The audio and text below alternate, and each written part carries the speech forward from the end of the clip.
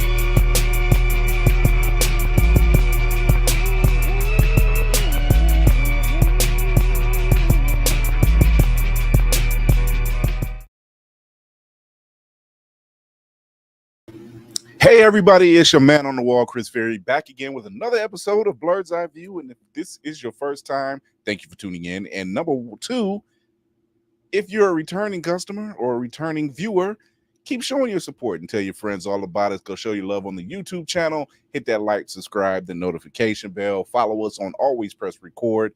Yes, you can follow us on your televisions too. You can watch us on your Roku devices and Amazon Fire. So you can check us out there. Always Press Record. But it is, I hope you're staying hydrated out there while we're already in the middle of a friggin' heat wave. I got a fan going. I got a thermos full of ice and everything. So, yeah. So with that being said, let's get it going. My man, my brother, the games master, the preacher in the pulpit for the Blerd conglomerate, Navy Montel, what's going on? Hey, brother, what's going on, man? How you doing, sir? It is a day. It is a day. It is hot. You know they're kind of hot where you just don't want to be bothered, but people still gonna try and talk to you. So you have to be on your best behavior just enough to not pimp slap them with the powder. Oh, what's happening, Bama? Bama out there in the ether. Bama, what up, Bama? Whoopi's out there in the building. What's going on? So I have something to show that is not standard, but I was inspired by our social media guru, the man who puts the clips up that makes sure that all the bits and all the videos and all of the reels and everything is done for Blerd's Eyeview. I got me a seriously professional gimbal. I was gonna say the gimbals was in the house. How much? Man, this was $25. Not bad. Not bad. 25 with the magnetic light and everything. And yeah, I never buy off of TikTok, y'all. So just know that. Not gonna lie. I have, and I haven't been disappointed. Same. This is my first one, and so far, that's all I gotta say. So it's I wasn't disappointed, and I'm glad it came through. Right? Coming back after her hiatus of moving cross country, our very own Shoyo's in the house. What's going Oh on? my gosh. Hi, I'm weak. Welcome. I'm so weak. Thank you. Are you caught up on sleep? Oh yeah. Actually, my sleep schedule didn't have to change at all. I will say that. Like it really did not. I was getting up at 6:30 Pacific time. And here I've been getting up at 6:30 on Eastern time with no issue. So Oh, it's been pretty chill. Like I love it. I'm glad that for some reason I don't know why. I just started getting up at 6:30 like about it's probably been closer to 2 months, if not actually 2 months now. And I'm just like, this is unlike me because what the heck? But it's been good because I get up at that time so that I could go for a walk before I get dressed to go to work. So You know that's what? good. The fact that you and Hellspawn and Black Spartan, I'm trying to find the time. I can't Yeah. do it in the morning because between the shows and then running BNN over at Blerd Station. Sign up for Yeah. Blerd Station. You'll be missing out if you don't. Big news coming soon. Also, but between that and then working the job that I tend to work between 8 to 10 hours. It all depends on the day. I'm only making it to the gym like Saturday. Yeah. Because in between the days, running the show twice a week, I'm producing the stuff for the show more like throughout the week. I'm like, yo. So if I hear Spartan coming here, I couldn't get up to 500. Dude. I'm crying. No, that was funny. The people know. I was reading that. I was like, what the heck? But yeah, I don't know. I think like when you have a packed schedule, like because when I was in California, like I walked twice a day for 45 minutes, and maybe sometimes worked out. So maybe 3 times in a day, but that's because I did have time. Because even being here, I'm like my second walk. I haven't done it since being here. That I have not done. I haven't done my second walk. Yeah. So for those out there, Shoyo has moved from the West Coast, to the East basically Coast. to the East Coast. Yeah. And she was giving us the play-by-play on everything, and making sure because she drove. I did indeed. Woo, girl, isn't that an experience? 12 hours a day. It was cool. It really wasn't bad. It really wasn't bad. The hard part is not the driving. The hard part is like, the sleeping, because I slept in a hotel one day. The first day I couldn't get any sleep. Second day I slept in the hotel, and the third day I couldn't even go to sleep. I was like, I'm in Virginia. I went to sleep at like 2 a.m. and woke up and was like, you know what? I'm gonna just finish this off.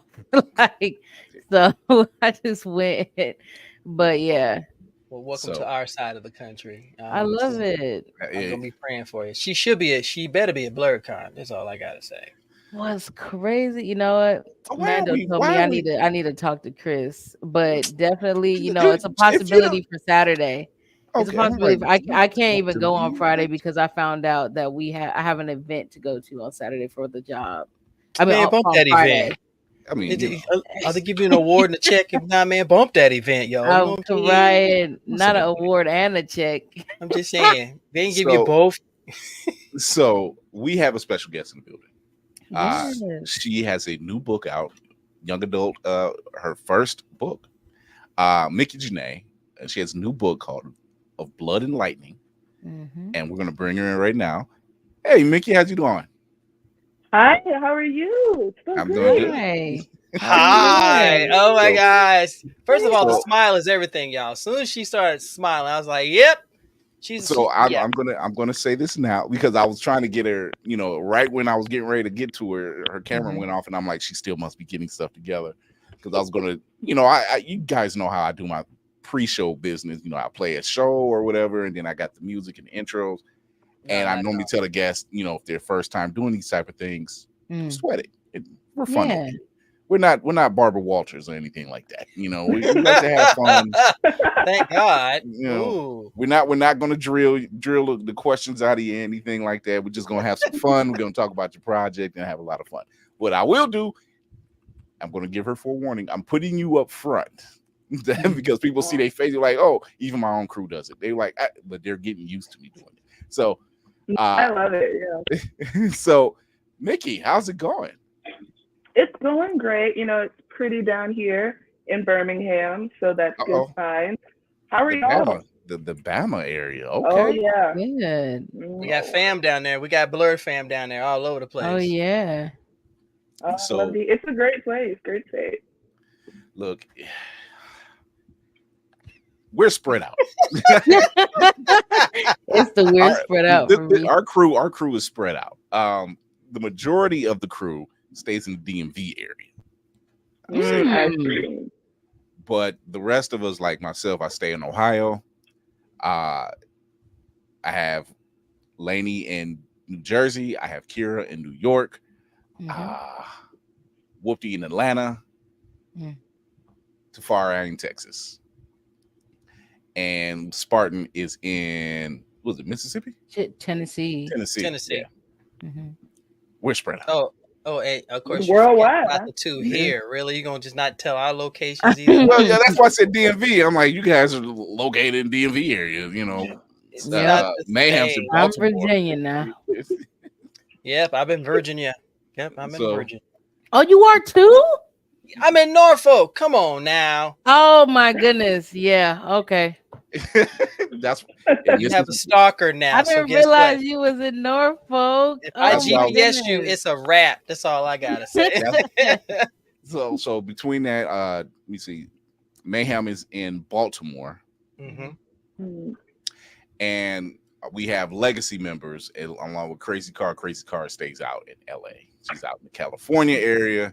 Yep. She's fighting the good fight, and putting people on blast. Y'all thought we put people's feet to the fire. Oh no. Tracy will pull the trigger quickly. She's our true rebel. She is our activist. She has no shame, and I love it. And she'll call you out on your BS. That's for sure. That is for sure. And she's tiny too. Yeah, she's tiny. Yeah. She's tiny power. So let's talk about your book of Blood and Lightning. Yes. Blood and Lightning. There it is. Let's talk about it. Got the cover. This is my girl. If you look closely, we actually kind of look alike. Yes. Ophelia Johnson is a 17-year-old Black girl who moved into the sleepy town of New River, North Dakota shortly after her father's untimely death. In a place where all she wants is peace and quiet, and for everything to be as normal as possible. Of course, nothing is normal at all. She virtually inherits the power of the old god Zeus overnight, as well as a quest to save the fabric of reality. I like that. You said Zeus? Yes. Yes, Zeus. Wow. These are the gods of old mythology, fusing in a modern urban fantasy. Black girl led, she is undeniably the champion and the hero of this story. I'm loving it already. Yeah. Anytime, this is what I love about my job. Anytime I have a Blerd person, who, especially female, who has an amazing project, you really don't have to sell me on it. This is why I built the platform. You never have to sell me on it. I see it and I'm like, we need more like that. So what made you pick the Greek gods? Well, the story is actually quite interesting. I was doing laundry one day, just a regular any other day, and I thought about, what it would look like if were actually teenagers. Because if you look back at all these classic myths, they're these beings of incredible power, and they are revered and honored but their actions and their stories are very human. They are very imperfect, often very immature because of all of this power. The consequences are typically colossal. So it was just a very interesting concept to me from the beginning. And I wanted to explore that here in this story. I like that. I like that. So I had a couple questions that came in through it. What got you into Greek mythology? As if I had to ask, because it's kind of interesting, to be honest with you. Very much so. Very much so. I'm sure millions of people also have this experience, but for me, it all started when I picked up my first Percy Jackson novel. There we go. I said there was a connection there, so I was like, Percy. Yep, Percy. I love me some Percy absolutely, Jackson, absolutely. man. So I can remember reading all of the books. So it's always really, Greek mythology has always captivated me. I would have to say I've always been interested in Greek mythology, but the Odyssey is what sold me. Oh, it's a beautiful story. Yeah. I'm just like, yo, these fellas ain't never getting home. It's like, it's been some years. I'm like, yeah, and your house is overran. Just wander around. Don't worry, you'll get snacks later. Just keep wandering around. Yep. Don't worry about life. You'll get some cheeses when they're invented. Just keep walking. Okay. Like, oh, you left home a little too long. These cats done lost their mind. So it says here you dedicate your book to for hard-headed, disobedient, angry Black girls everywhere. How does this book address their needs and their social concerns? I like that question. When it comes to stereotypes in general for Black people, we can often find ourselves in the position of constantly trying to prove everyone else wrong. Our every action is centered around these perceptions that other people make of us. But I really like when Toni Morrison says that there will always be another thing. You will constantly be proving things to people who have no intentions of accepting you in the first place. So in this book, I really did not want to shy away from angry Black girls. I think Ophelia has lots of conflicting feelings and she deals with a lot of heavy emotions throughout this story. And I don't think I would be doing her justice if I approached this story from the standpoint of trying to prove anyone wrong. She has every right to be angry. And, you know, she does not make the right decisions at all the time. But Of course. But I am forever Team Ophelia. And this story, it's not just a love letter to her rage, but it's a love letter to the rage of Black girls everywhere. And we're not apologizing for that or shying away from it. You know what? I need to give you this right now. I have to give you, before we even go on with this interview, I have to give you this right now because get ready. That was a word. Oh. And to top it off. Oh no, not the horns. Oh. Right, always the horns. So Shoyo, do you have any questions? Most definitely. Of course, Shoyo always got questions. You know what? You're not lying. Even if I don't say it, I might always have questions. I think my question is kind of stemming from the Greek mythology standpoint. So in the book, like you said, because I don't know too much, but her having a connection to Zeus, are there other portions of mythology throughout the book? Like, do they attach to other people as well, like the different gods, goddesses, etc.? And how is the Greek mythology like in itself, like even outside of just the gods, but like the cultural aspect of it? How might that be like embedded in the story? That's a great question. So the main cast first they are the chosen vessels for the powers of 6 Greek gods. Okay. There's Zeus, Poseidon, Hades, Artemis, Apollo, Ares, and one other, but I cannot reveal their identity at this Okay. time. Not the Ooh, secret. I'm guessing. I've Oh. got guesses in my head because I love Greek mythology. I've got guesses. Well, the 7th is Athena, but that gets a little dicey down the line. Was Athena what you were thinking? Yes, I just was like, the alliteration was killing me here. It's like, a. Come on, we're missing Athena here. And you said Athena. I was like, yes, I was right. That wasn't intentional either. I finished writing the book and I was like, oh, all A's. That's interesting. But as far as Greek culture goes otherwise, I am a monster fan. And I feel like classic mythology is some of the most compelling monsters just out of all mythology, period. And I really have fun reimagining them for this story specifically. So we'll see definitely some older, lesser known gods that appear in Greek mythology. We're also going to see some fun ones like the Sphinx and the Grey Sisters, the Three Fates, some pretty big figures. And yeah, it was really fun just playing with them and moving them around and seeing how I could incorporate them into the story. I was going to ask, do you see this as a series? Because if you're saying you can't reveal certain stuff, like, do you see this as a series, and how far? Absolutely, 100%. So, Of Blood and Lightning is the first installation in the Godender Saga.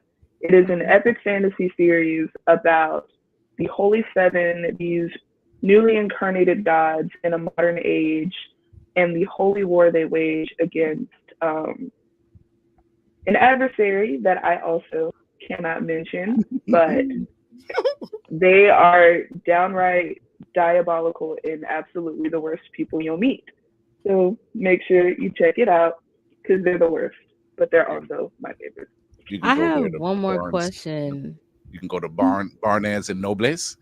Shout out to Carl Jones. To order. Go to Ban, BAN. Go to Ban. I'm weak. Go ahead, show you. I'm wondering. So, did you have any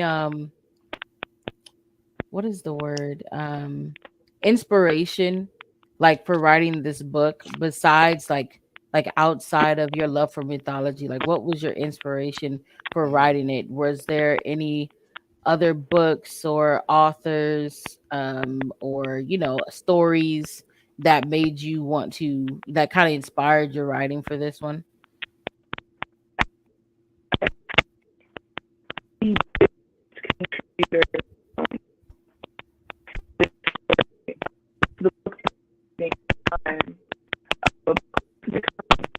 Hold on, Micki, your sound is kind of glitching. It's in and out a little bit.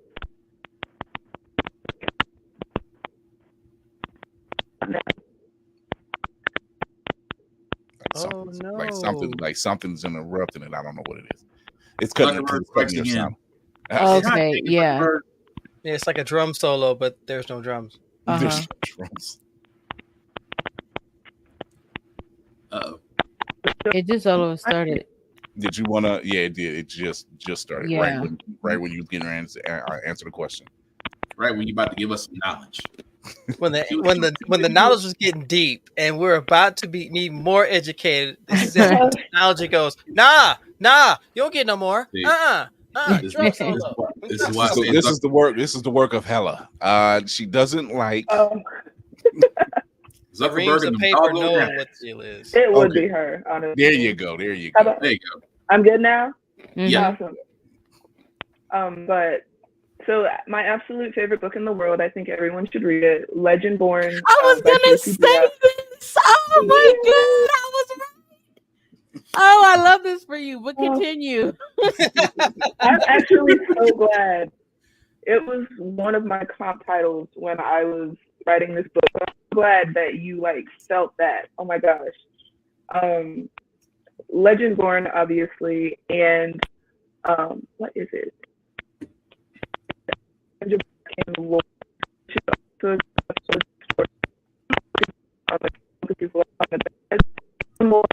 It's doing it again. It started again. Yep. It's come back. It started again. I'm telling you. Have you been having issues with your internet connection lately? No, can't hear her. Maybe try. Yeah, Zeus is try a hater. muting. Thank you. Not Zeus is a hater with the Zeus is a hater. misspelling. I'm crying. You got a goddess on the screen, and Zeus going, nah. Pretty much. Yeah, because she's frozen now. Hey. Hello. Say Yeah, it's still freezing. Damn. Just when it was getting good. Hold on. Seriously? She can't hear us either. Okay, yeah. So this is what you do, Micki. Go out, log back in, and I'll bring you back in. Leave we gotta type it. Yeah. I just there's said that. There's a Chad somewhere that just doesn't want this magnificent queen who has written a novel that is phenomenal to put the knowledge out there. You don't want to give us black leading ladies. We can't have black leading authors. Ain't that about a bitch?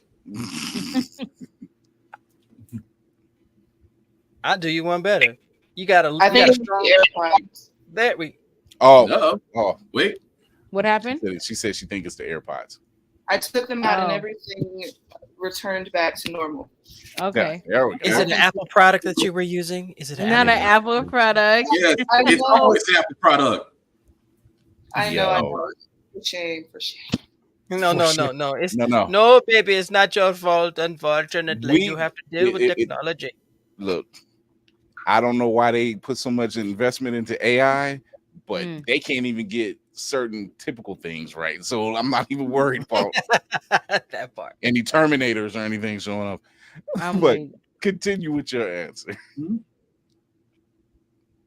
I think you were talking about Legendborn and the inspiration. The question was, what was your inspiration for writing this book? Oh yes, and it was Legendborn, Tracy Dion, best book in the world. Everyone should buy it. Oh my goodness! And about that, I have this theory. I may not be right. I could totally be wrong, and I'm open to being wrong. But I think that Brie Matthews and Ophelia Johnson are a best friend duo made in heaven. That is just my suspicion. I will let the people decide. And of course, Lore by Alexandra Bracken. Great books, both of them. I love to hear you say that, because honestly, when you were talking, especially when you were talking about like Zeus and the Greek gods, like kind of like being like a foundation, it made me think of Legendborn immediately, because even though Legendborn is Arthurian mythology, I immediately was just like, your main character and Brie, especially when you said for all the black girls that, just like all the angry black girls, all the black girls that have rage and, have valid rage, and that too, like, it's like, man, like I could just see Legendborn, and I love Legendborn. I have the second book and I haven't read it yet. So I've been holding out just for no reason, but I love that. Absolutely. Man, question. Yeah. What? No, that wasn't it. The writing process. Sorry. Long day. The writing process. So like, what is it from typing the first words until done? And then what is that feeling like getting the finished product in your hand? There really, at least for me, is truly nothing like it. I think a first draft, if writing a book is like making a piece of pottery, that first draft is creating the clay. And I do a lot of outlining and a lot of like plotting, because I will absolutely get lost and then stop after chapter 2. But nice. So I have to have a lot of scaffolding. But when you go from this is the idea, these are the characters, this is where I want to go, to the very, very end of the process when you've done your last round of revisions, it is a very accomplished feeling, because writing a book is hard. And if I did not love writing, if I weren't, it's definitely a labor of love and passion. But it's a beautiful feeling, and it never gets old. Would you say that is due to the just having something accomplished and just a finished piece of work, getting what's in your heart and in your mind out on page or whatever the project, those that are out there, and having it just completed? Would you say that is that process? I think it's definitely a fusion of all of those. There's nothing like, that sense of having finished something you started. That's always. But when you have a story that lives in your head and it's only in your head, and it's not like, a film or a book, you can't just go from the beginning to the end. You're always jumping around from different scenes, different moments. And when you finally put them on paper and they finally come together, that too, coupled with that sense of accomplishment, it's great. Spartan? Shoyo took my question. I was like, dang. I was like, Shoyo was hyped. That's all. I was like, oh shit, she's got my questions, and I didn't have a plan B. Because it was something in my spirit that had me thinking. Let me get a church organ. Legend Born was somewhere loved by Micki, because I was just like, oh my goodness, yeah, I can't wait to read it. That's okay, Shoyo. Let the Lord use you. That's where I got Reverend Navy. I gotta tell you, these last few shows, I'm gonna have to mess around and get me a church organ put up in here, because here's some preaching. I would say this, and because again, I'm coming on the late side, so I apologize. What is a story, I guess, from a writer's standpoint, because I always love asking writers this, what is a area or a genre that you have on the back burner that you would love to go into, but maybe it's not the right timing, you don't have all the right elements to make it cook, stuff like that? Is there something that is a pet project that you would love to do or love to dive into yet that is kind of in that space? There are actually so many, and it's why I deal with what I deal with, because there's not enough time ever. But if they would just open the door a little bit for dystopian fiction, I absolutely have things to say. And everybody loves the Hunger Games, but I feel like, and this might be a bit controversial, but I think what that genre really needs is Black voices, the voices of oppressed people. Let me stop you real quick, and I'm gonna let you continue, because that's what we do here. Yes, and I can already tell from the intro to everything, even up to now, it's a beautiful space that you all have created, and just thank you for letting me be a part of it. Thank you for coming on board. Yay! I'll take those flowers egregiously. But I have a question that deals with, because you're dealing with Greek mythology, and it sounds like I said earlier, it sounds like you have several series in mind. Would you be open to exploring other cultures, like their versions of the gods and everything else, how they interact? And with show you over here. Because with mythology, it is I'd say it's a tight line when it comes to taking material and repurposing it to tell a new story. There are obviously, or at least I feel, cultures where the people of that culture should tell their own stories.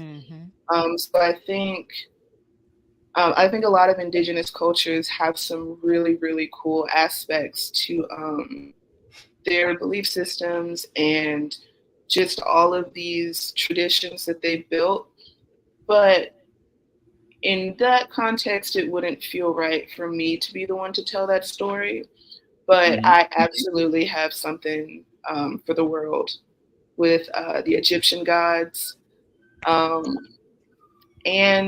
here we go. Nice. Also, Norse mythology is very cool to me, and there are things cooking in my little brain.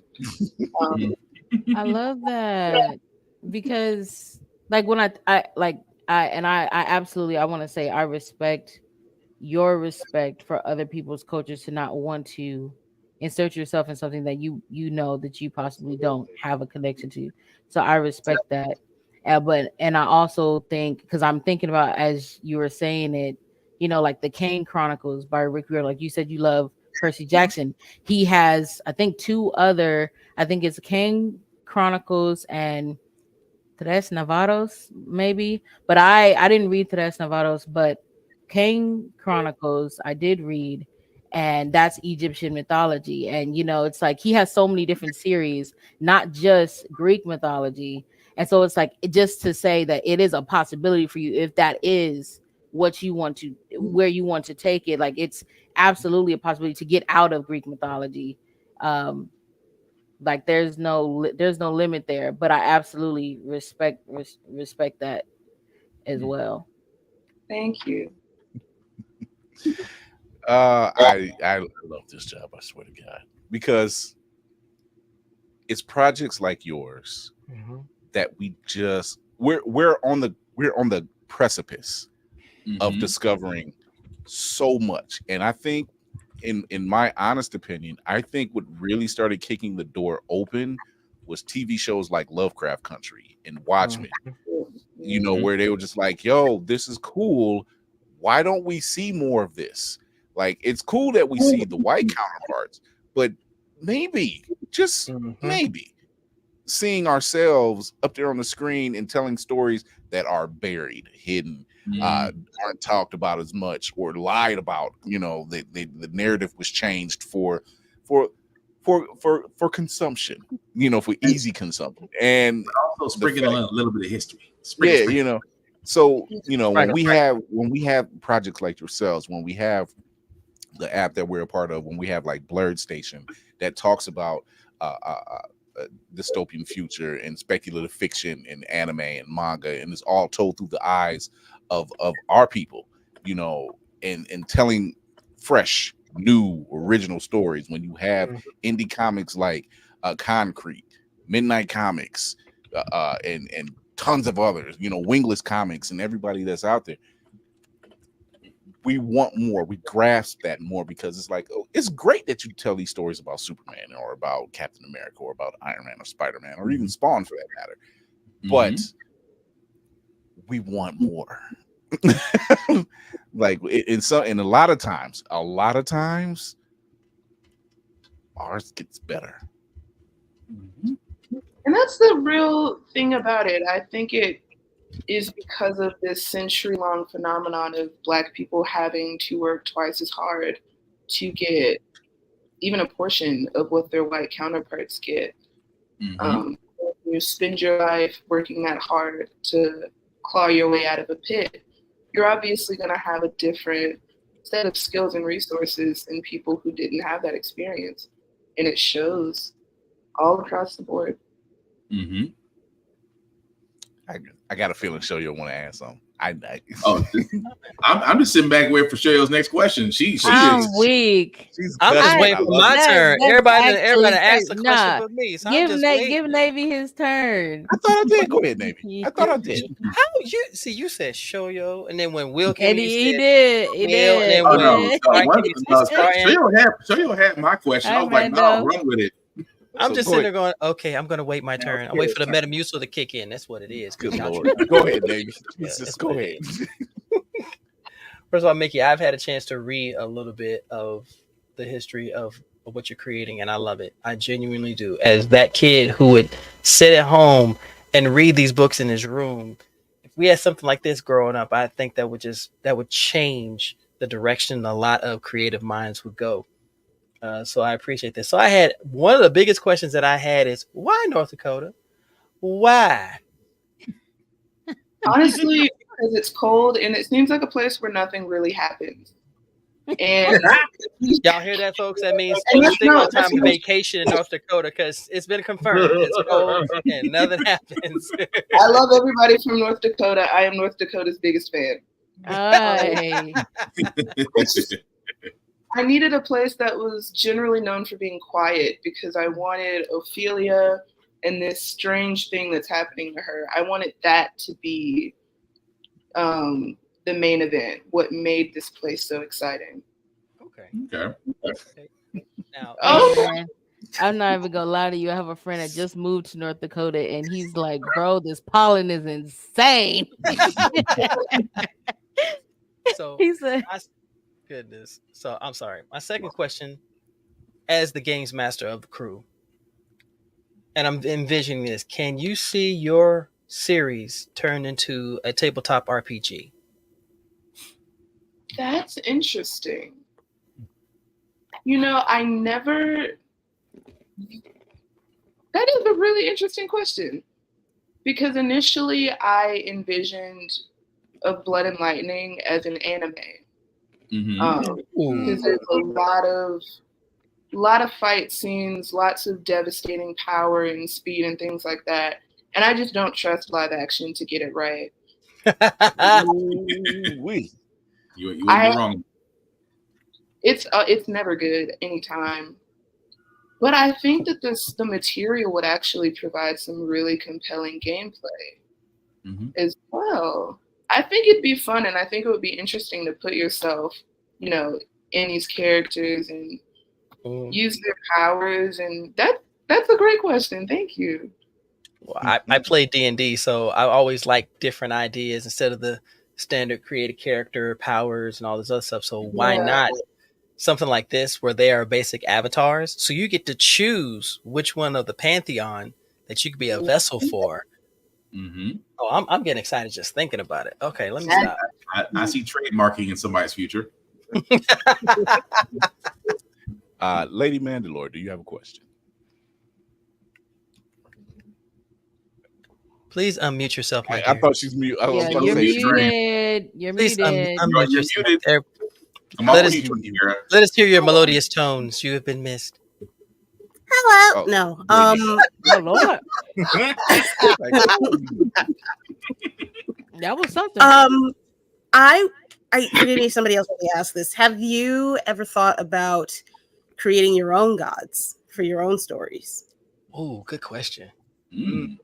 This is a great question. Yes, I have. And in the Godender Saga as a whole, there are some other terrible guys down the line that everyone's going to get a chance to meet, and they are completely made up.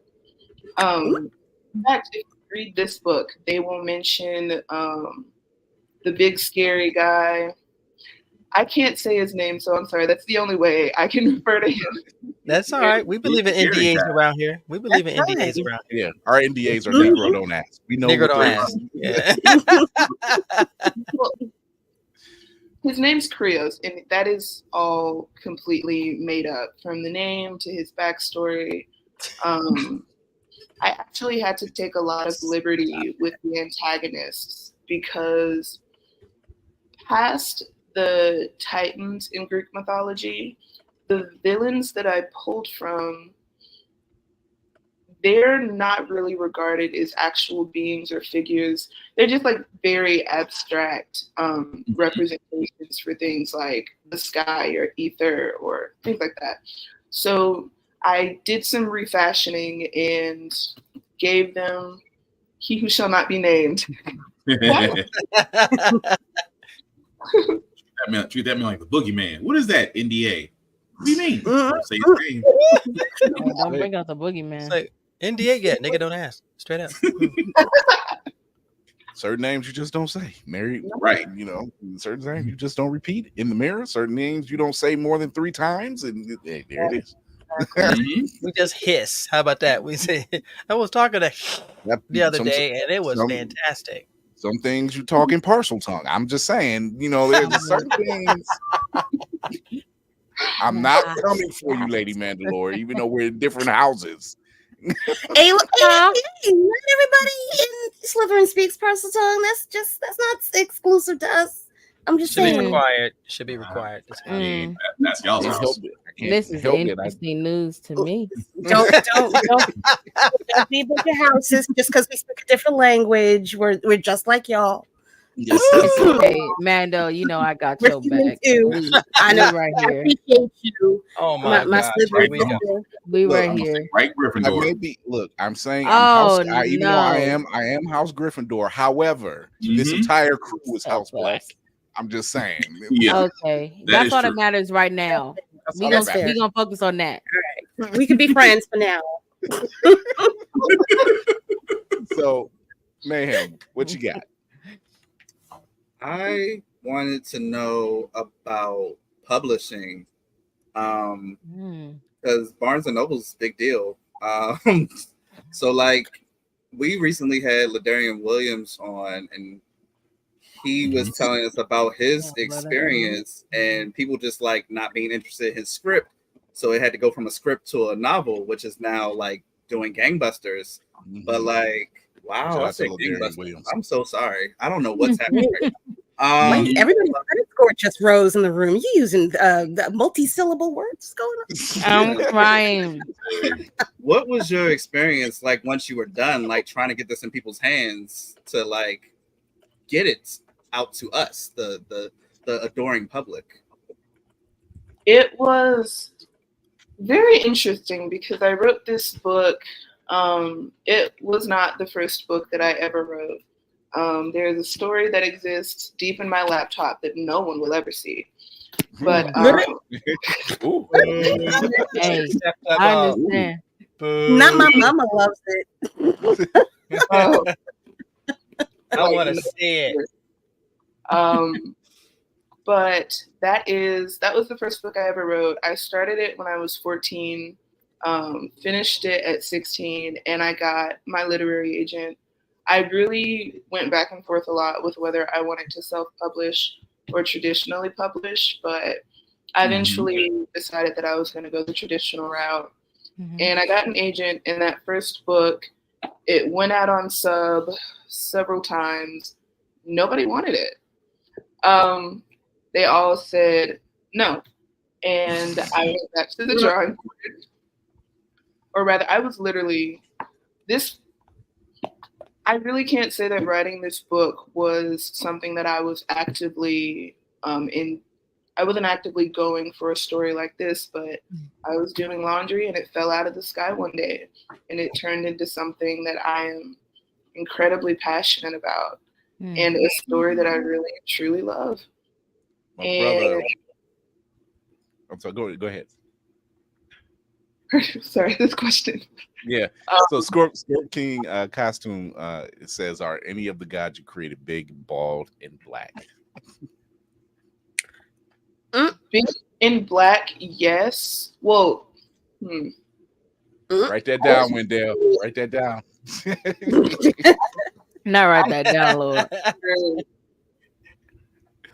I can't say any of them are bald, unfortunately. I will try to do better with that moving forward. And I really do. I really do. Not the bald man looking for representation. Okay. Wait a minute, you're not representing the follically challenged? How dare you? We all deserve to see ourselves justice. So to all my ball fans, listen, it's nothing personal. I love everybody. But they are I love that for you. The headbands will continue. That's all I have to say. The headbands will continue. The headbands are cool though. The snapbacks. The snapback, Jesus. Oh my God. No skin will show. That's all I gotta say. Spartan, you got another question? No, all I heard was headbands and ball representation. I was like, oh, that ain't me. I'm sorry. Oh, Hey man. oh, God. okay. Uppercut, body blow. I just got gray hairs. That's all I got. But no, I'm waiting on. I'm looking at Shoyo. Like I know Shoyo's got one in the chamber already. But I'm sorry, Shoyo. I'm just messing with you. But you, I guess as far as because Kira got my other question too. God dang, y'all are beating me the questions this time. I'm about to pass that off to somebody else. If anybody else got a question, because my 2 questions have been shot the window. I actually have another question. Go ahead. What I like about what you've done, it reminds me because I come from the era of Saturday morning cartoons, so of course I think of Shazam, and that whole intro, Solomon Hercules, Atlas, the whole thing. So I was curious, why did you choose the Greek gods versus all of the other godhood pantheons across the world? Why the Greeks? Why the Greek gods? I've always been fascinated by the Greeks in the cultural sense as the group of people who created that defining era, the classic era. And I just always thought that Greek mythology was really cool. And when writing a YA fantasy, like I said, I'm an anime fan, so I was immediately thinking about power scaling. I knew that I wanted to write a story with people who could, punch a building, leave a crater the size of Mississippi. That kind of thing. The size of Mississippi. The Greeks were a great choice in terms of, having these incredible powers and this devastating strength. And I knew that it would be great to write a story with them. I love it. You mentioned anime. What animes are you watching right now? And what got you into anime? Oh, here we go. Here we Oh, go. I don't This judge. question has a very short fuse. You already know. Don't choose wrong. That's all I'm asking. What That's you mean? that's don't that's choose lady wrong? that's Lady Mandalore. I don't judge. I'm not judging. I'm just begging. I I'm only begging. judge for one. Hashtag really. it's a cult is in her blood right It's now. coming. Hashtag it's a 100%. cult. Oh, I stand with you, Mando. Oh my I god. appreciate you. so I'm I'd not have gonna to, judge. Oh, sorry, what you watch? I'd have to say that my favorite of all time, and I don't know if this is a cliche answer or not, but Attack on Titan. I feel like I love you. nothing else. I love you. Good answer. Good answer. You can't say one of the Lord. best stories. I mean, storytelling Oh, is Lord. cliche. I can give you that 100%. Oh, Lord. it's great. Mhm. But I think the one that I'm watching now, Haikyuu, Don't Shoot Me, Please. Yes, Oh, thank okay. you. God. Yeah, let's go. Once again, Now, all I Let's can tell go. you, Micki, you're my favorite person. Okay? I'm You gonna tell are you that one of right now because if you see my name, it's Shoyo Yep. because of Shoyo Hinata. Yep.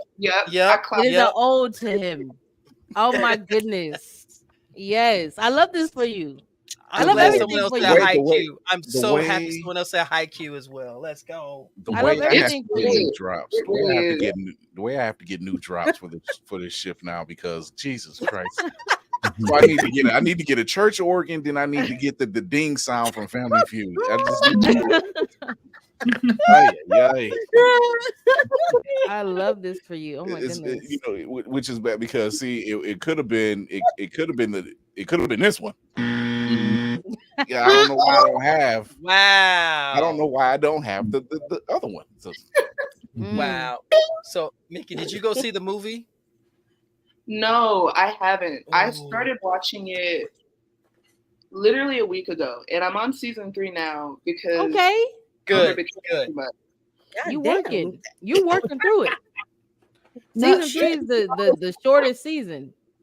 I can never have any kind of like show that I just am committed to for a long time Mhm. because I get obsessed and then I stay up till 2 a.m. every night watching it. Don't call me out like Hey, that. I completely Yeah. We understand. understand. We understand. I want to shout out Nikwa Marina, who's a big fan of One Piece. However, my second in command is not a fan. She broke my heart. And that's She be breaking my heart.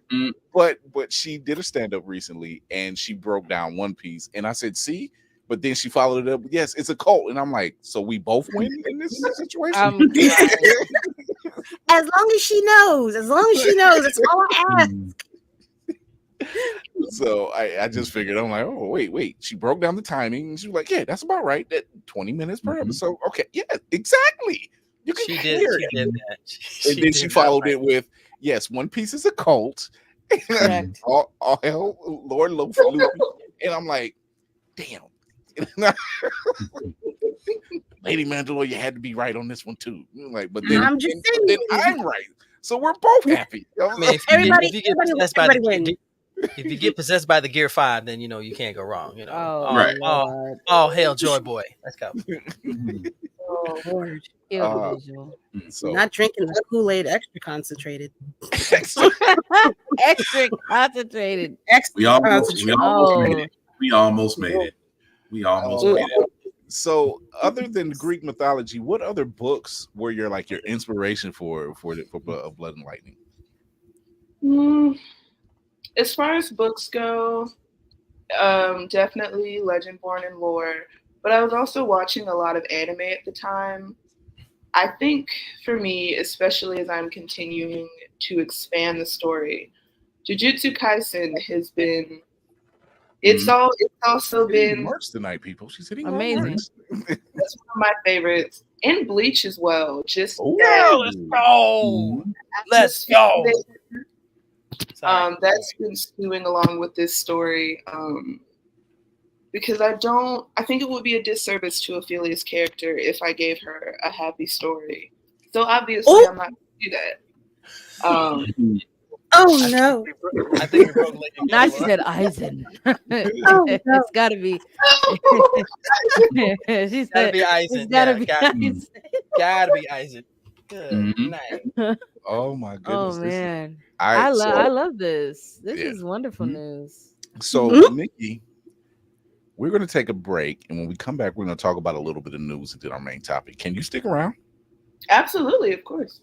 All right. So. Her credit's gone up. She named some bangers. Okay, her credit's gone up. Let's go. So we will be right back.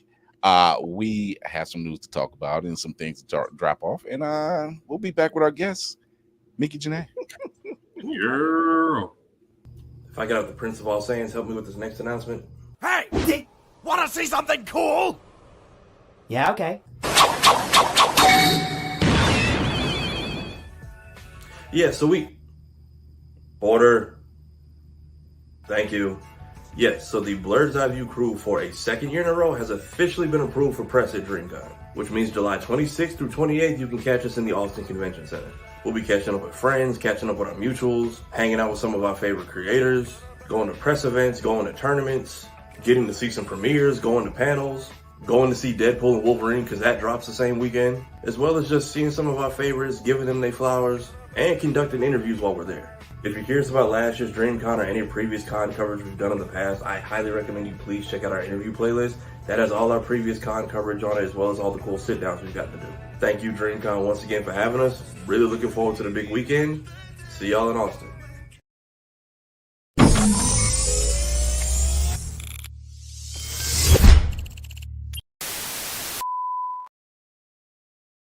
Blerd's Eyeview is a proud affiliate of Otaku Noir. Use the code Blerd's Eyeview for 10% off on all items. With a different nerd-themed box filled with items made by talented Blerds across the country, you surely will not be disappointed. Go to otakunoir.com. Otaku Noir, the #1 Blerd mystery box company. Running low on energy, long days and even longer nights, tired of all the other energy drinks and bars promise you a lot and never delivering? Need to make it through work, but want a product that can keep up with your busy lifestyle? Want no longer? Try Chef's Chocolate Salty Balls. The balls that are so smooth and with a load of nutrients and vitamins to really get you up and bouncing off the walls. Made with all natural ingredients and healthy junk to satisfy even the pickiest eater. Chef's Chocolate Salty Balls are sold everywhere where you buy your junk.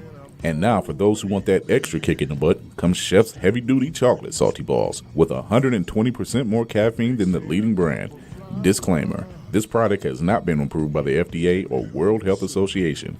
Warning, this product is not intended for consumption by children, elderly people, or women who are pregnant. or may become pregnant. You might even get pregnant.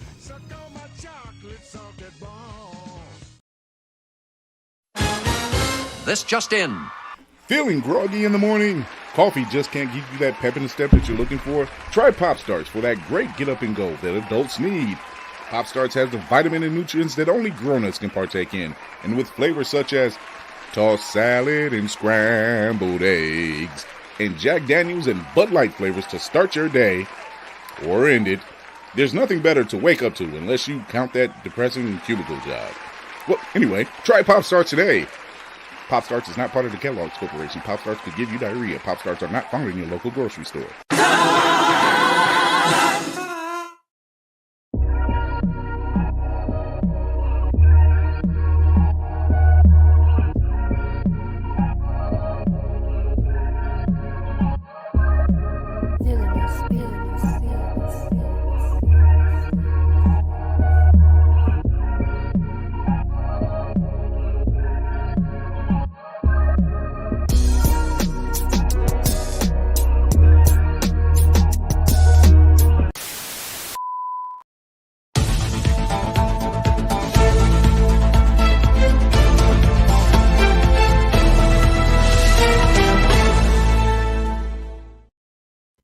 All right, we are back. Got a little special news coming through here. We cut that one out since IG doesn't like to play nice anymore. Zuckerberg. Yeah. So the Russo brothers, everybody knows the Russo brothers, right? Mm-hmm. Yeah. They've done one of my favorite Captain America movies, and Avengers films as well. Endgame and Winter Soldier and Infinity War. And they're hometown boys here from Ohio, good old Cleveland. So they're actually now producers on the new Captain America film, New World Order. I think that's what they're calling it. Brave New World. Yeah, Brave New World. And they are now producers on this film.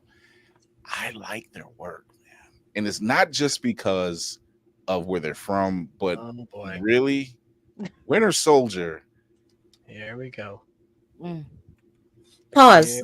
Here we go. Wait a I minute. was waiting for it. Here we go. Her face is just the Right. Wait, no, it's not. It's not just like I'm You confused. cannot wear a mask for nothing. You see your face. No, it's genuine confusion.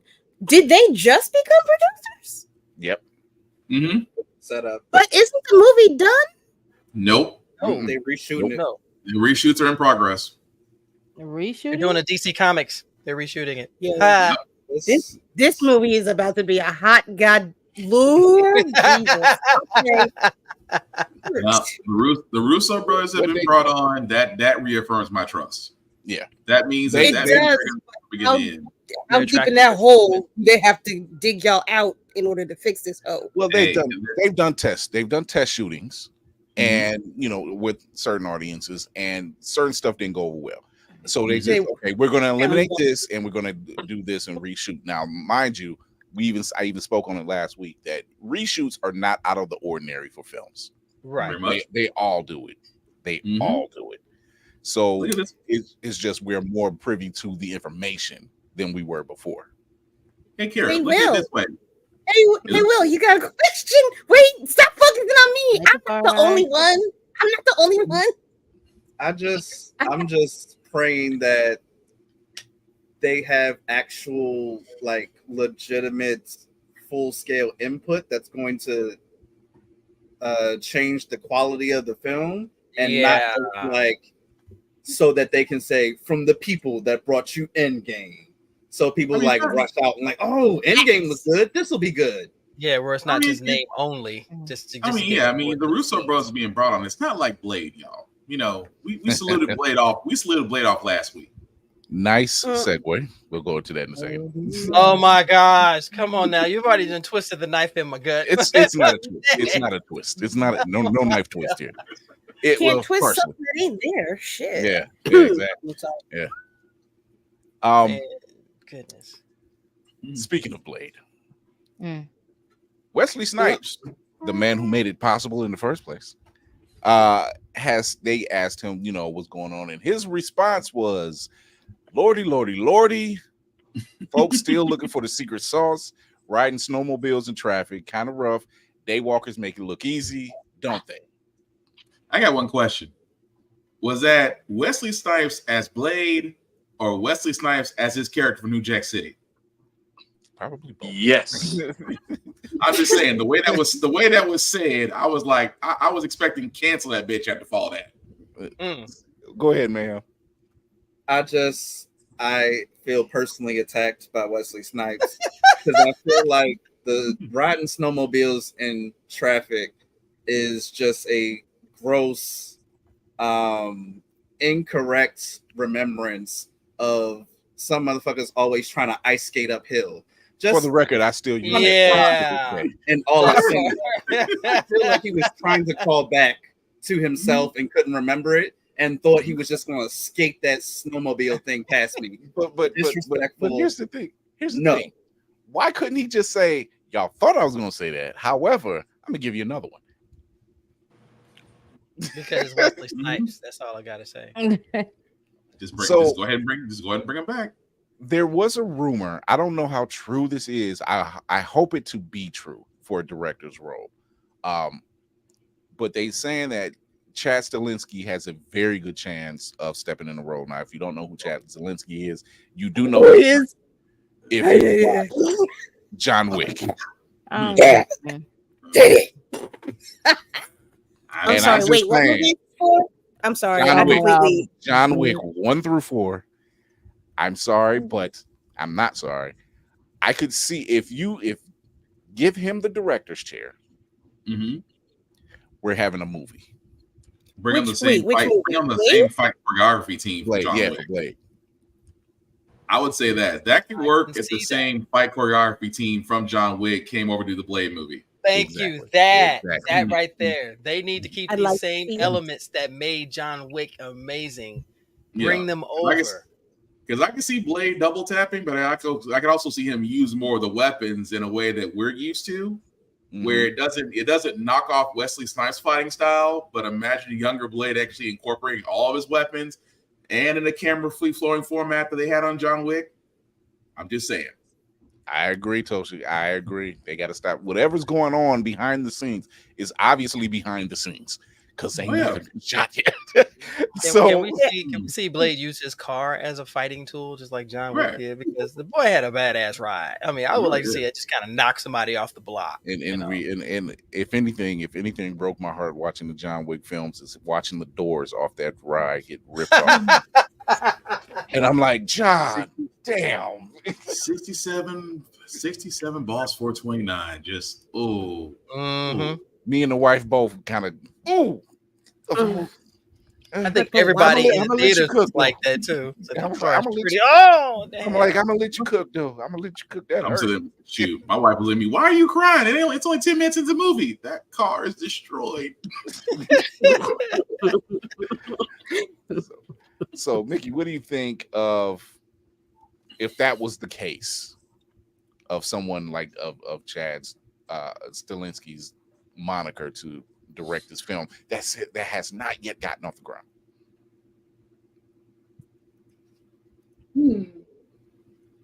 I will say I'm not too familiar with Stahelski. I think that might be a little bit too early before my time.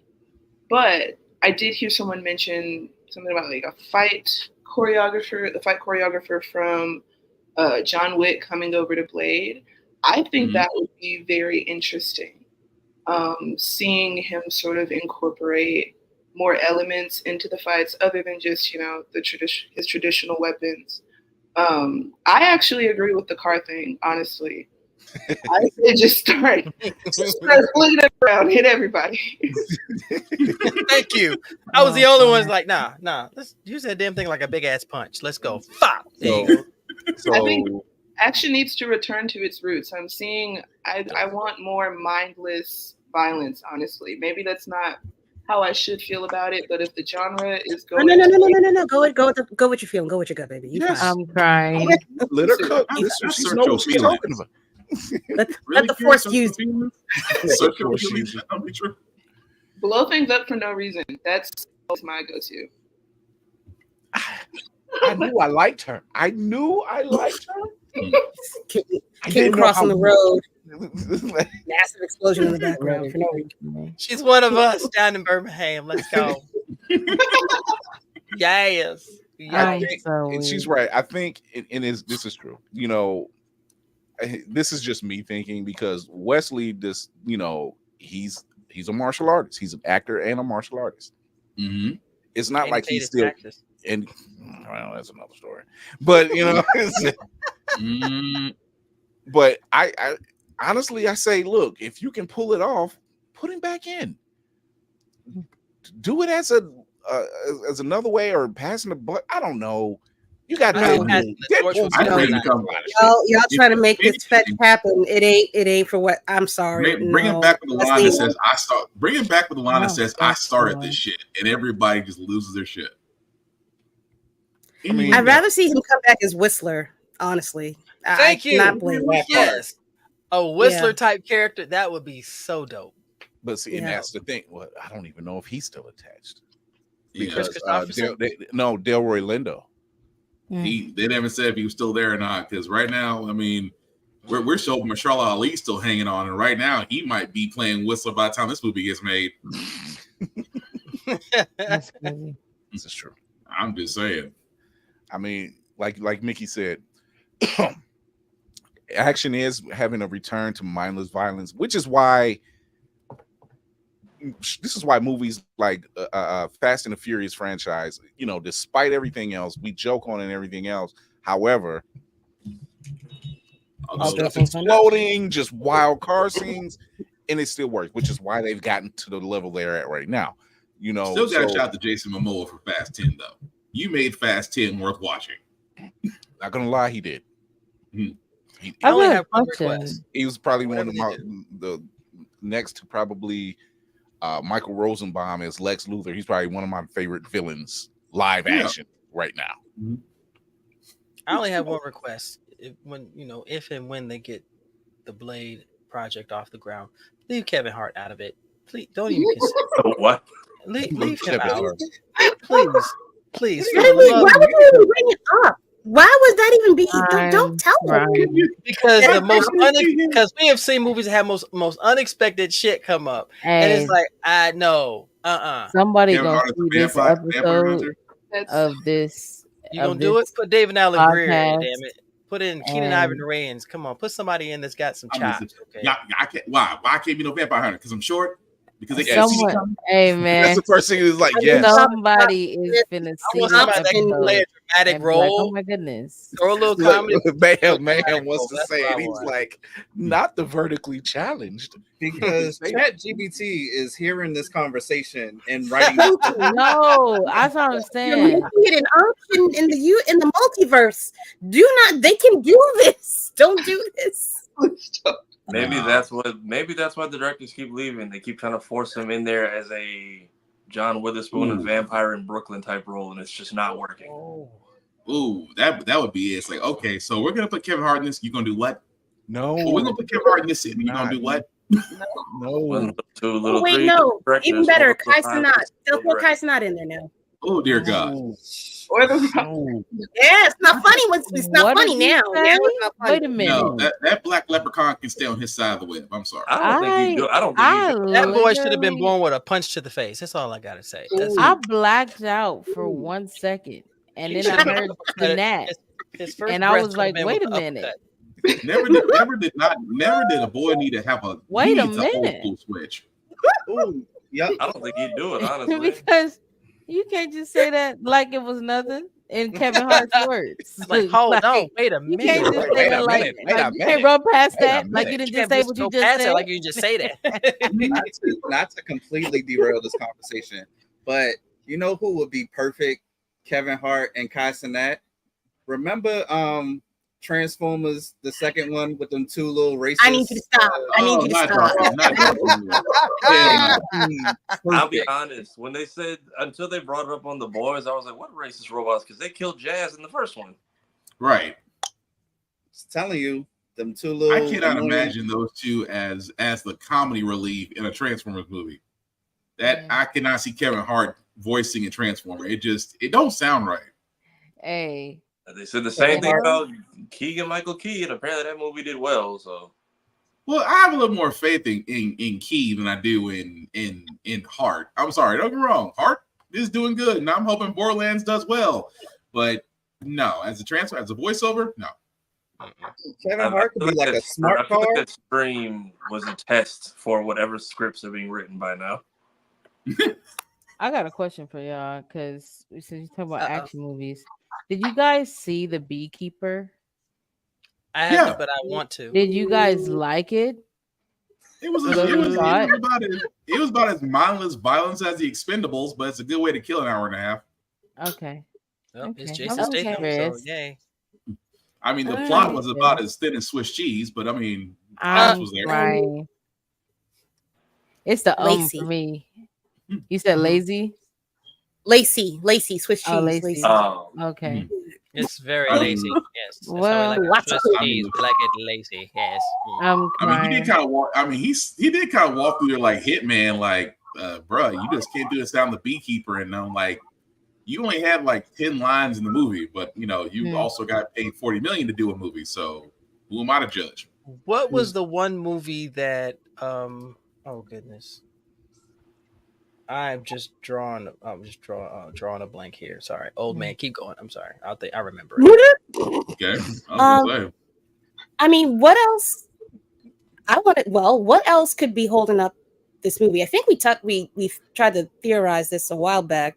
We did. We did say number one thing was shareholders holding us up. That's what we thought. So here's the thing. Prince was saying, there are thieves in the temple tonight. That's so. Here's the thing. They've gone through several. Was their second director or second director? 6 writers. Six writers. Yeah. Damn. One of those writers was Bo DeMaio, and that was in the beginning. You've gone through 2 directors. I'm sorry. There seems to be. I don't know if it's. There seems to be a major issue, and like we theorized, like you said, Lady Mandalore. We got to theorize. It's got to be in the back. Got him. Thanks, Kira. I mean, it's only fair to say this is going to be a clip-worthy show, ladies and gentlemen. Tafari Green is his wheels are already spinning. I'm weak. My whole monitor was about to be. There's nothing but body armor juice after that. Just.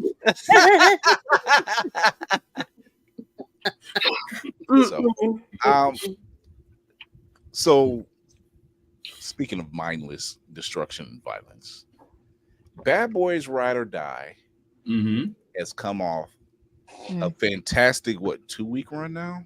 Yeah, 2-week run, and made its money the first 3 days that it cost $100 million to make. They made it 106 by last Sunday.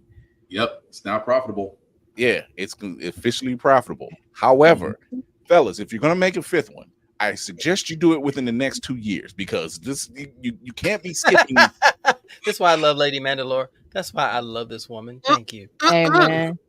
But outside of that, and not for the reasons you're thinking, it's not because of Will Smith, Martin Lawrence. They've shown once again that it pays to see black faces in certain genres. It's the hand up for me. What's up? Respectfully, I've seen a lot of the red carpet stuff going on. Oh Lord, here you go. Yep. Just question in the film. I haven't seen it yet. In the film, is he like doing stuff? Like I need you to. I need you to see the film. Somebody should go see the film. He is, but I will say, just because I want to make a comment about the boys later. You can very much tell they're putting things in place the same way Samuel Jackson is like, y'all can put me in the movie, but I ain't doing no damn running, so y'all better work around that. Yeah.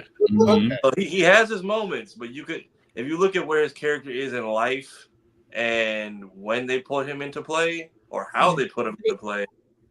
They do keep referencing that he's been shot many times. Yeah. He's been shot twice by his partner. It's been twice he's been shot by his partner. What? But they bring it up every 5 seconds they bring up he's been shot as a reason. Mike, you for shot some of me the- again. Yeah. Oh, ain't no motherfucking way, bro. Yeah, not the me moment the being movie older, belongs to somebody else. They just not doing me TikTok. being older and understanding the context of the conversation when they were on the recording tapes in the video store, and everyone could, over my head as a child. Now that I'm an adult, I refuse to watch. Context is everything. I refuse to watch the movie. I'll go watch anime before I watch this movie. Thank you. It goes, but this is actually a really good film. It's a fun, mindless buddy cop action film, and it got me to thinking. I might put it on during movie night one of these days. It's fun to watch. I'll do it when I turn 60. I got 5. No, because I literally, when I was stopping in Albuquerque when I was on my drive, I was like, I bought my ticket because I have AMC subscription at the theater. I bought my ticket because I was like, you know what, I'm gonna go watch this movie while I wait, for night to come, and then I'll, go get in my car and chill out. And then I got to Albuquerque. I'm sitting there, and I'm like, okay, let me route to the movie. That's just an hour away, and I said, look. Obviously, God doesn't want me to see the movie. I said, yo, why the fuck is the theater an hour away when it's yo? So I was just like, you know what? I ain't gonna see this movie in theaters. Just gonna have to see me another time. He said an hour away. I'm like, I'm not willing to put that on the. I was like, yeah, no. Too much. I'm not that committed to the cause. It wasn't on the way. Ooh, that's he's like not even a 20-minute drive. God, no, man. You couldn't even put me close to a drive. I just canceled my ticket. I was like, well, I can't do it. I'm good. I'm good.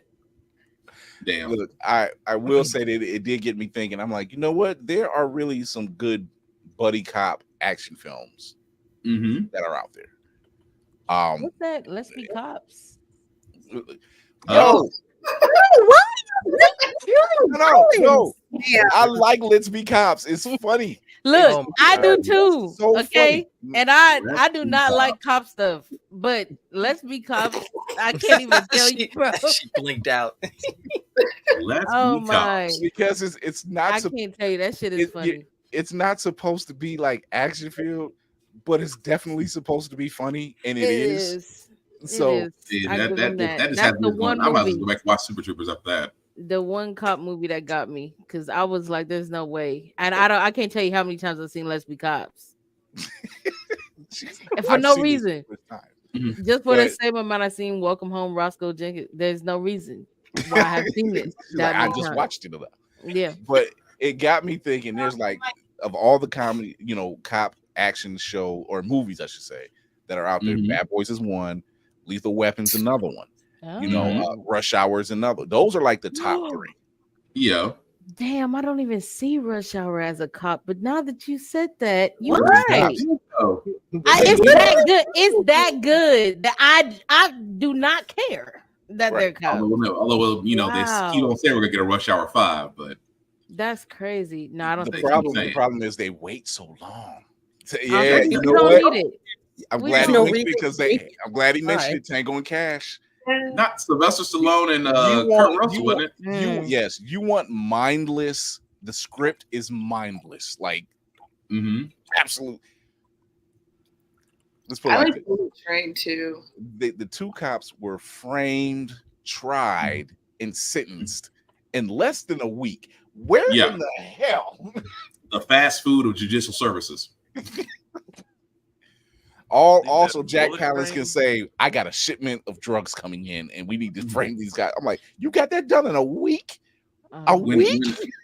I will say one thing about those buddy cop movies. 48 Hours was another one too. Jesus. 48 Hours, yeah.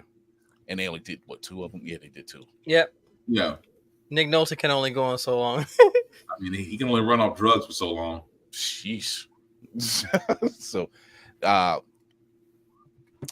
So those are the top 3 as far as like cop action, buddy cop action films. But if you want to talk like cop action, Die Hard for quite a while was running it, running Gambit.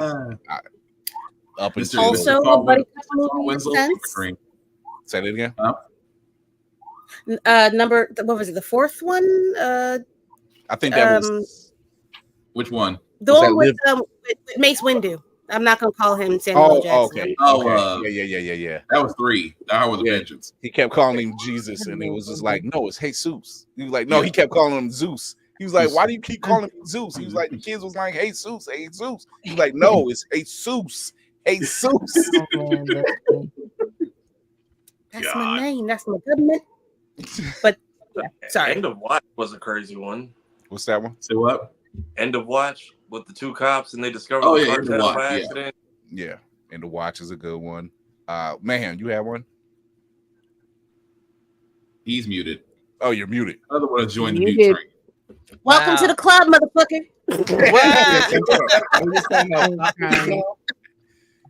Is it just cop movies or buddy cop movies? Cop movies and buddy cop movies. Okay, if we're talking about like fantastic cop movies, we have to bring up The Raid. Oh yeah, that's a good one. And I don't know if I'm the only person here that's seen this, but this was like my first rated R movie because my mother loved the John Woo, and I was real quiet even as a child, so I just sort of stood in the back and watched all sorts of insanity happen.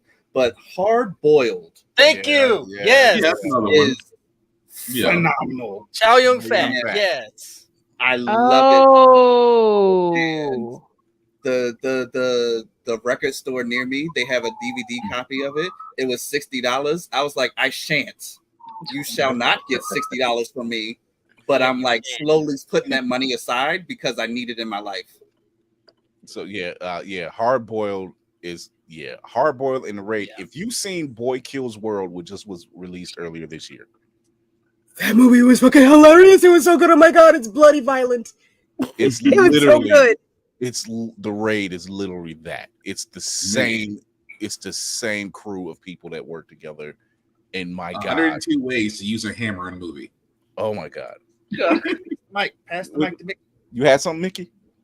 It's not a comedy, but Training Day is like my favorite movie. Training Day's a good one. Mm-hmm. That's a good one. Because you're talking about One Bad Day. Lord have mercy. Well, yeah. It's my first day on the job. Yeah, we know how that one is. This should be my day off. You get shot at, you get drugged, getting almost put out in the bathroom, and the only reason that saved your life was the first thing you did today. The only good thing you might have done today. Profession entirely. It's clearly not for me. It's clearly not. Oh yeah, The Bad Lieutenant. Bad Lieutenant was another one. Oh, with Harvey Keitel, not with Nicolas Cage. No. Okay. Yeah, Bad Lieutenant with that one. I'm looking at one now. End of Watch with Jake Gyllenhaal. I was gonna say the cop, the gangster, and the devil, but that's a new one. That's a martial arts movie, but it's also a buddy one.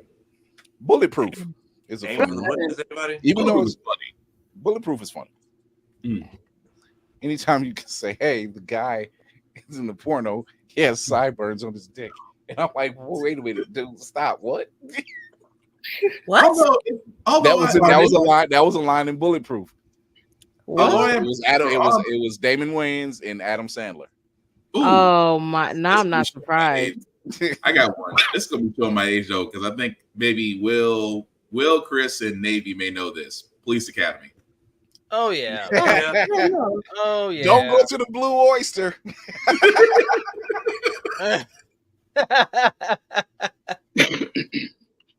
Oh my goodness. We support all our peoples, but I swear to God, that was the running joke in that entire series. You go down that alley hiding, and you end up in the Blue Oyster. I still love Taggart.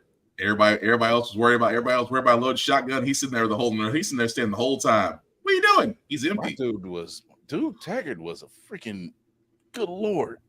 What was he like? He ex-Marine or something? Yeah, ex-Marine. Next to Hightower. Him and Hightower always beef though. Yeah. But boy, they were dangerous together. So that was one. Donnie Brasco. Another one. Okay. Donnie Brasco was amazing. That's when Johnny Depp still had this angelic face, and you're trying to make him this hard actor. You're gonna be hard. You're gonna do these theatrical. You're gonna do. Damn it! You just made me think about that. Righteous Kill. Al Pacino, Robert De Niro. Does anybody think that they have to play a disclaimer before Rush Hour now when it comes on TV? Yes.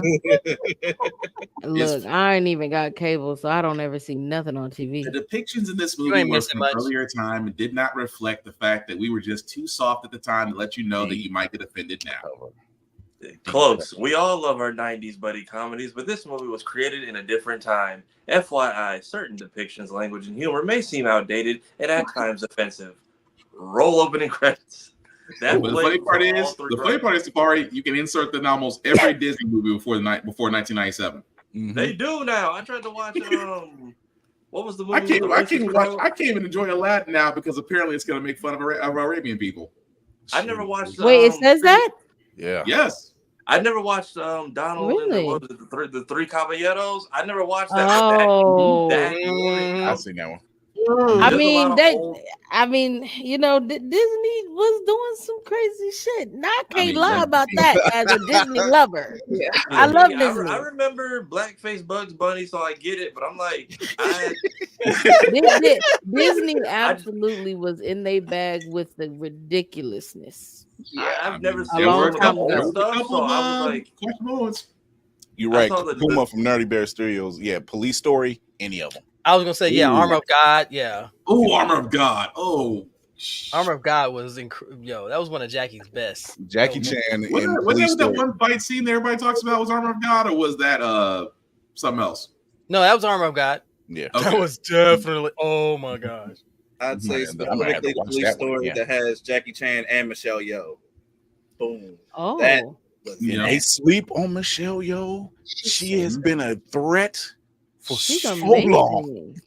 That lady does not get old. I can't remember the name of the movie, but it's her and Cynthia. Man. It's her and Cynthia Rothrock. They wiped. Oh my gosh. Cynthia Rothrock can still go. I mean, that lady, if you see her previous movies. Huh? Was it New York or was it shoot? I can't think of it because they were like in a mall setting and they wiped the floor with them dudes. And the destruction that was in Paul, Lord have mercy. So yeah, there's the Last Boy Scout. Somebody mentioned it, but yeah, the Last Boy Scout, Damon Wayans and Bruce Willis. Oh, the closet scene. You got a man in there.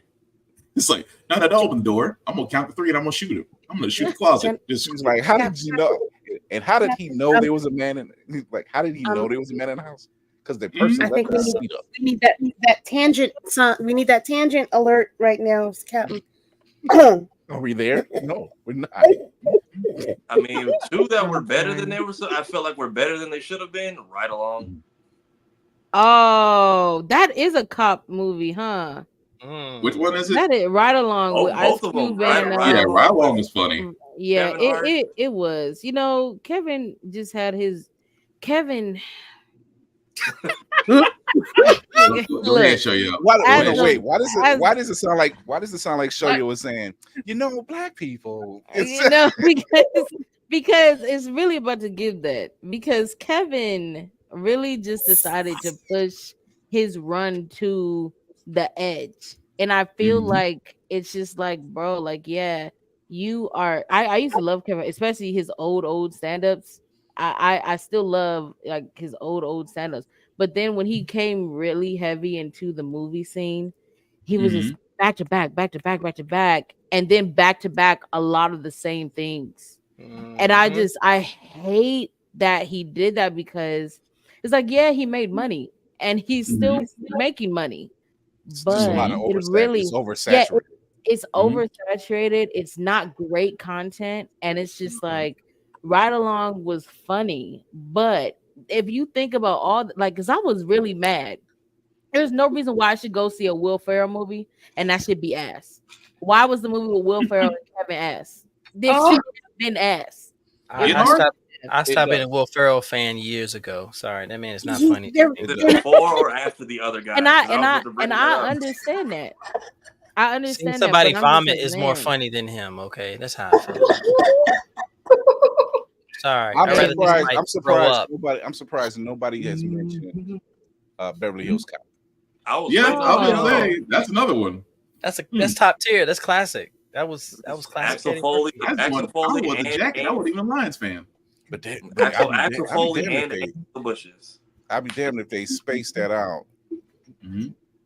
That's what it is. Yep. Yes, madam. Yes, madam. Okay. Yep. Yes, madam. That's what it is. That's what Took it me is. a while.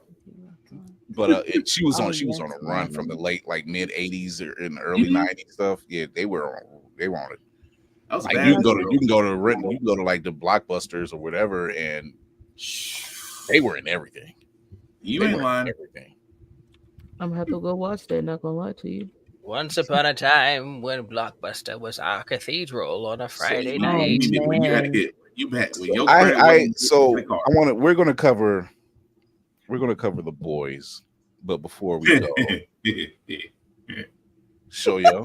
Oh my god! Oh my god! I forgot about it. Oh my god! Not you forgot about A. You know what?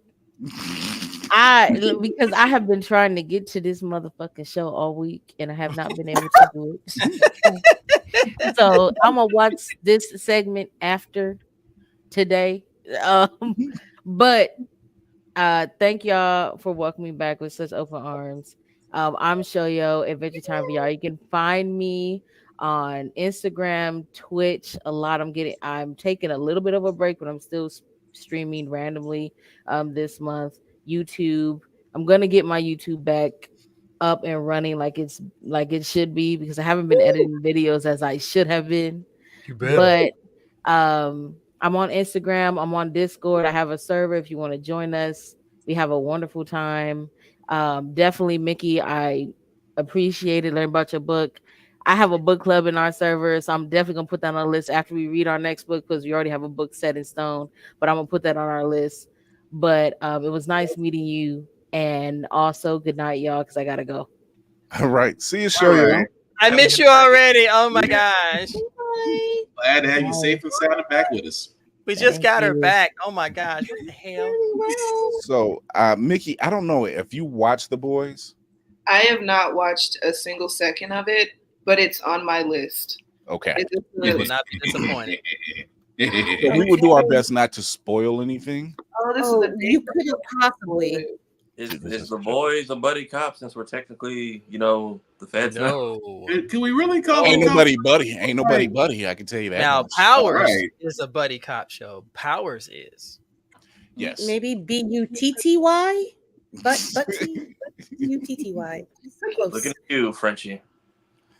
But, Oh will- God! Stop it! So I will say this.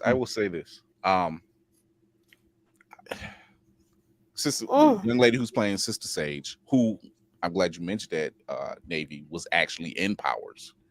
Yep. I need to know where she's going. Where else is she from? Because I feel like I've seen her face. She's been in a bunch of movies. Yeah. Yeah. I can't remember her name off the top of my head right now, but she out here in these streets. And I think she'll be out more now that she's got this semi kind of starring role this season. Yeah. She's definitely main character energy right now. I'm trying to look up her name. I want to say that okay, number one, their 5th season will be their final season. It's not canceled. For people that's listening and watching, it's not canceled. The book has a beginning, middle, end. It does. Mm-hmm. So it's going the course as it should. Jessica Bradley. That's her name. Yeah. I want to root for her, even though she's like with the not. No. Her real name's Susan Hayward. Okay. The character's name is Jessica Bradley. Yeah. So she's had a quite the film career. Yeah. Mm-hmm. What would you say? Now, what were you saying, Tafari? I was like, I want to root for her, just because, like, hey, sister rising her way through the 7 and telling all these white folks what to do, and for all we know, this could just be a sick game for her pleasure. For all we know, but at the same time, it's like I don't know whose team you're really on. Also, I'm kind of the person where it's like, gore doesn't bother me, but when you make me put stuff together and it makes my skin crawl, one of those. Because when I realized what she did to herself at the end of the episode, the 3rd episode, that's when I'm like, it took me a second, but I'm just like, I didn't like getting COVID swabbed and you. However, all I gotta say is I hope she doesn't end up the way she does at the end of the book. Pregnant by the deep. No, way worse. way worse. Mm, It does involve the deep though, but it's way worse. It's way needs worse. liquor. That he said that now my thermos needs liquor. Thank you very much, Spark. I know super healing is a thing, but we're doing self lobotomies now. Like, I mean, Jesus. But yeah, I know what you're saying. I felt the was. same way. I felt the same way. I'm like, I want to root for you for obvious reasons. However, you're on that side of the yeah, you know, you're on that, like, you are the smartest person on the planet, but you went in too deep. Yeah, you know.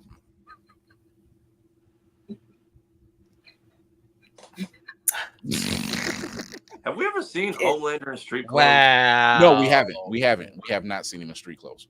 No. But see, I like how she picked, which is like, I like how she picked him apart.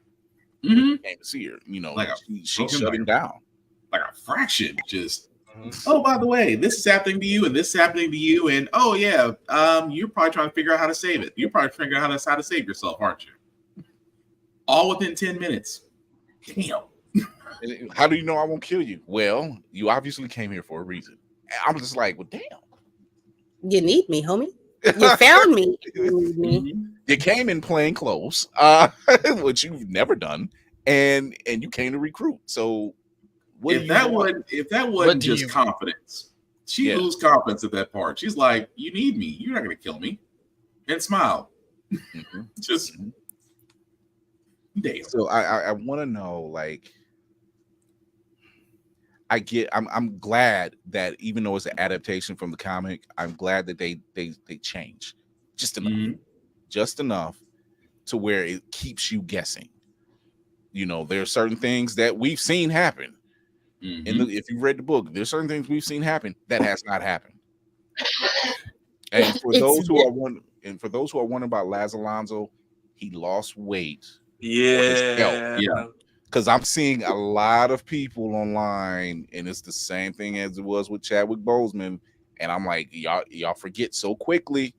You know, I was just like, he looks crazy without facial hair. And then like a couple scenes later, he's starting to grow facial hair. So I'm just like, okay.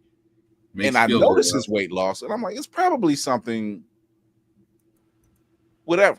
And that's just his business and nobody else's. It could just be that. But he's actually spoken on it, and is, you know, you didn't want, the people were, like I said, he spoke. It is for his health. He did it for his health. We just want you healthy, brother. We just want you healthy. Yeah. So when you see that rhetoric of, oh God, it looks like he's on crack, or they making these little jokes, and I'm like, so quickly y'all forget. Mother's milk became almond milk. Yeah, they were saying skim milk. Your boy Roshi on that one.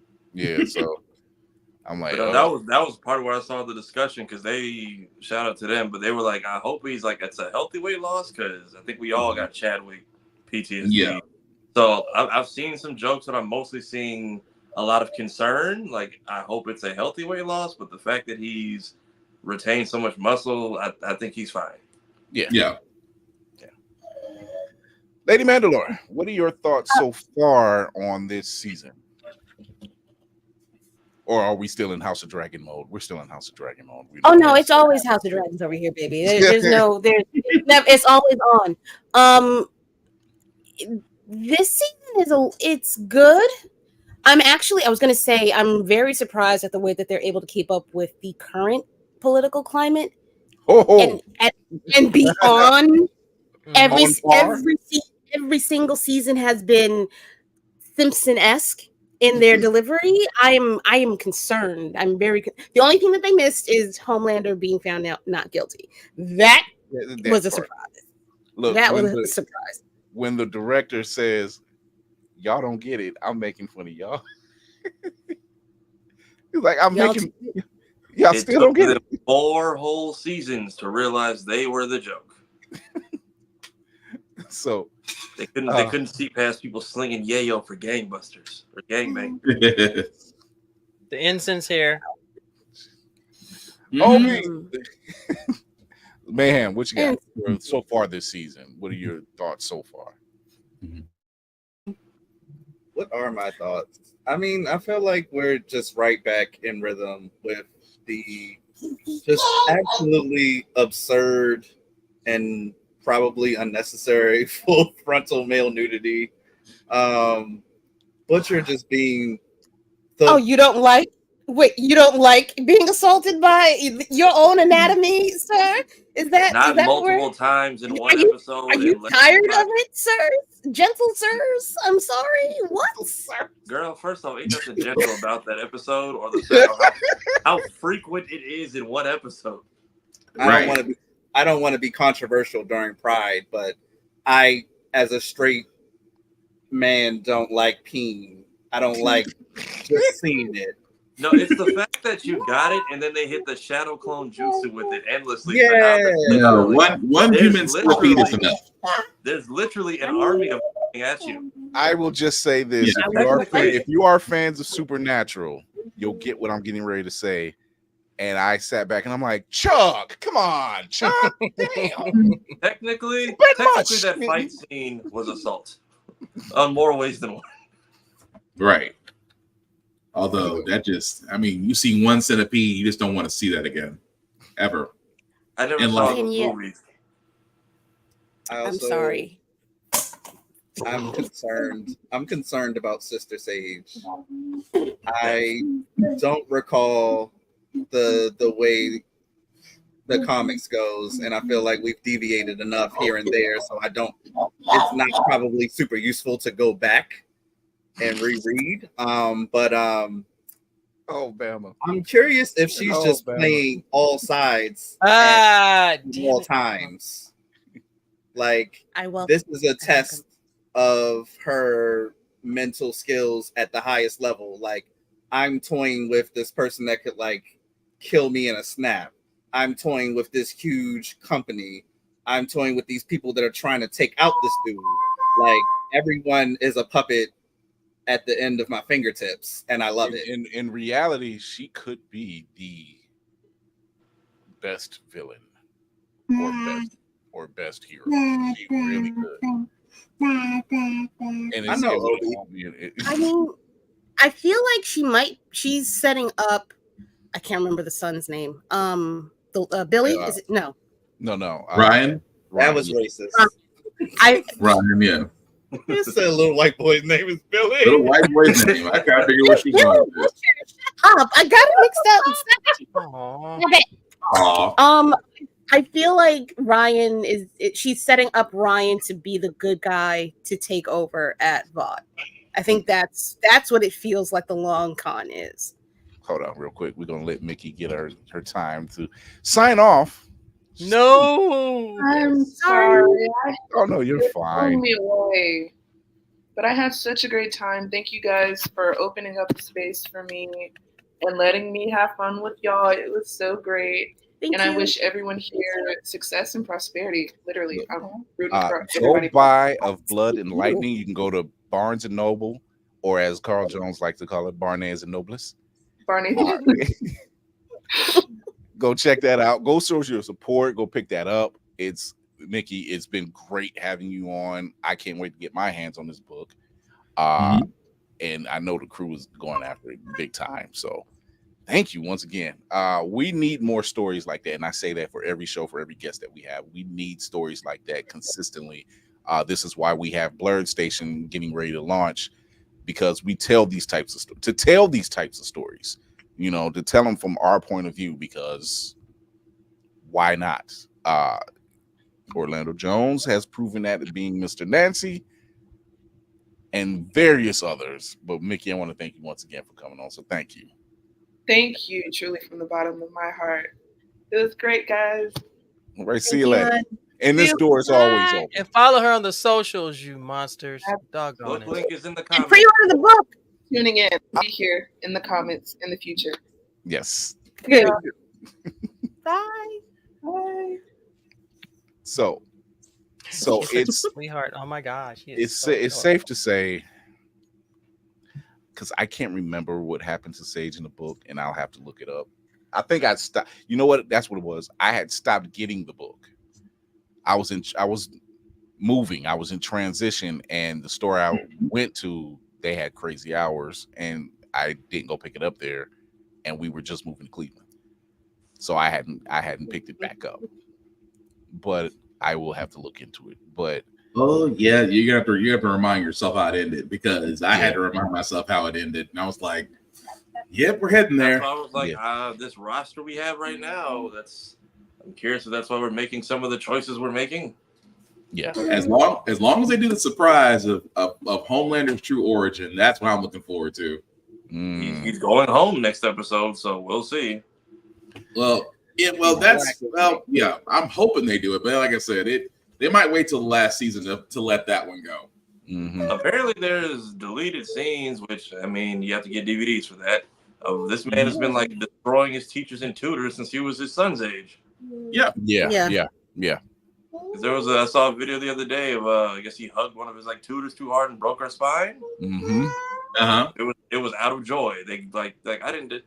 He's like Toga out of My Hero. I was like, I don't detect any malice, but he still hurt this person. Yeah. My Hero. I see A Train looks extremely torn. He looks extremely torn. Like he's just like, it's like you having an awakening. Too late. It's like, dude, you've been kind of the pawn or the token this entire time. He knew that. You know what his story is? It's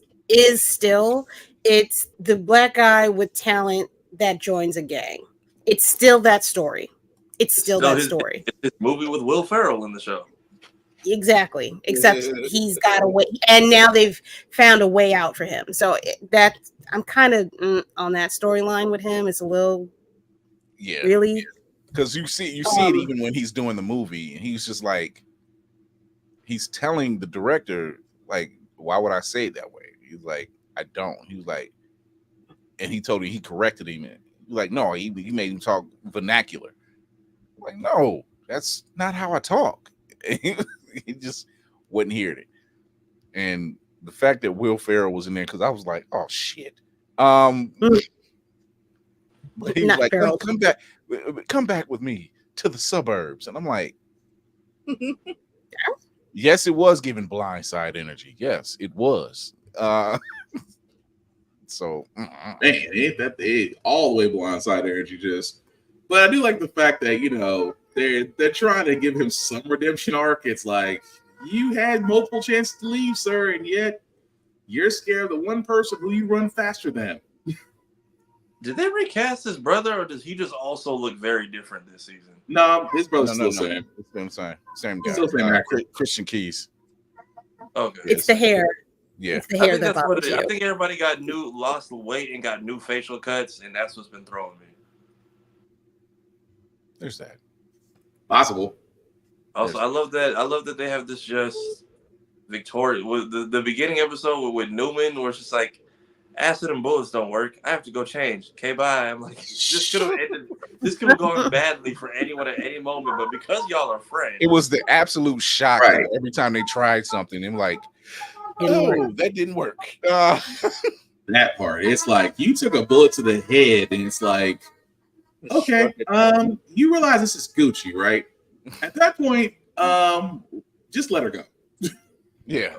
And you see her reaction. She was like, "Are you serious? I have to change now." It could have went so far south, but it didn't. It was just like, you know what? I actually liked you, Huey.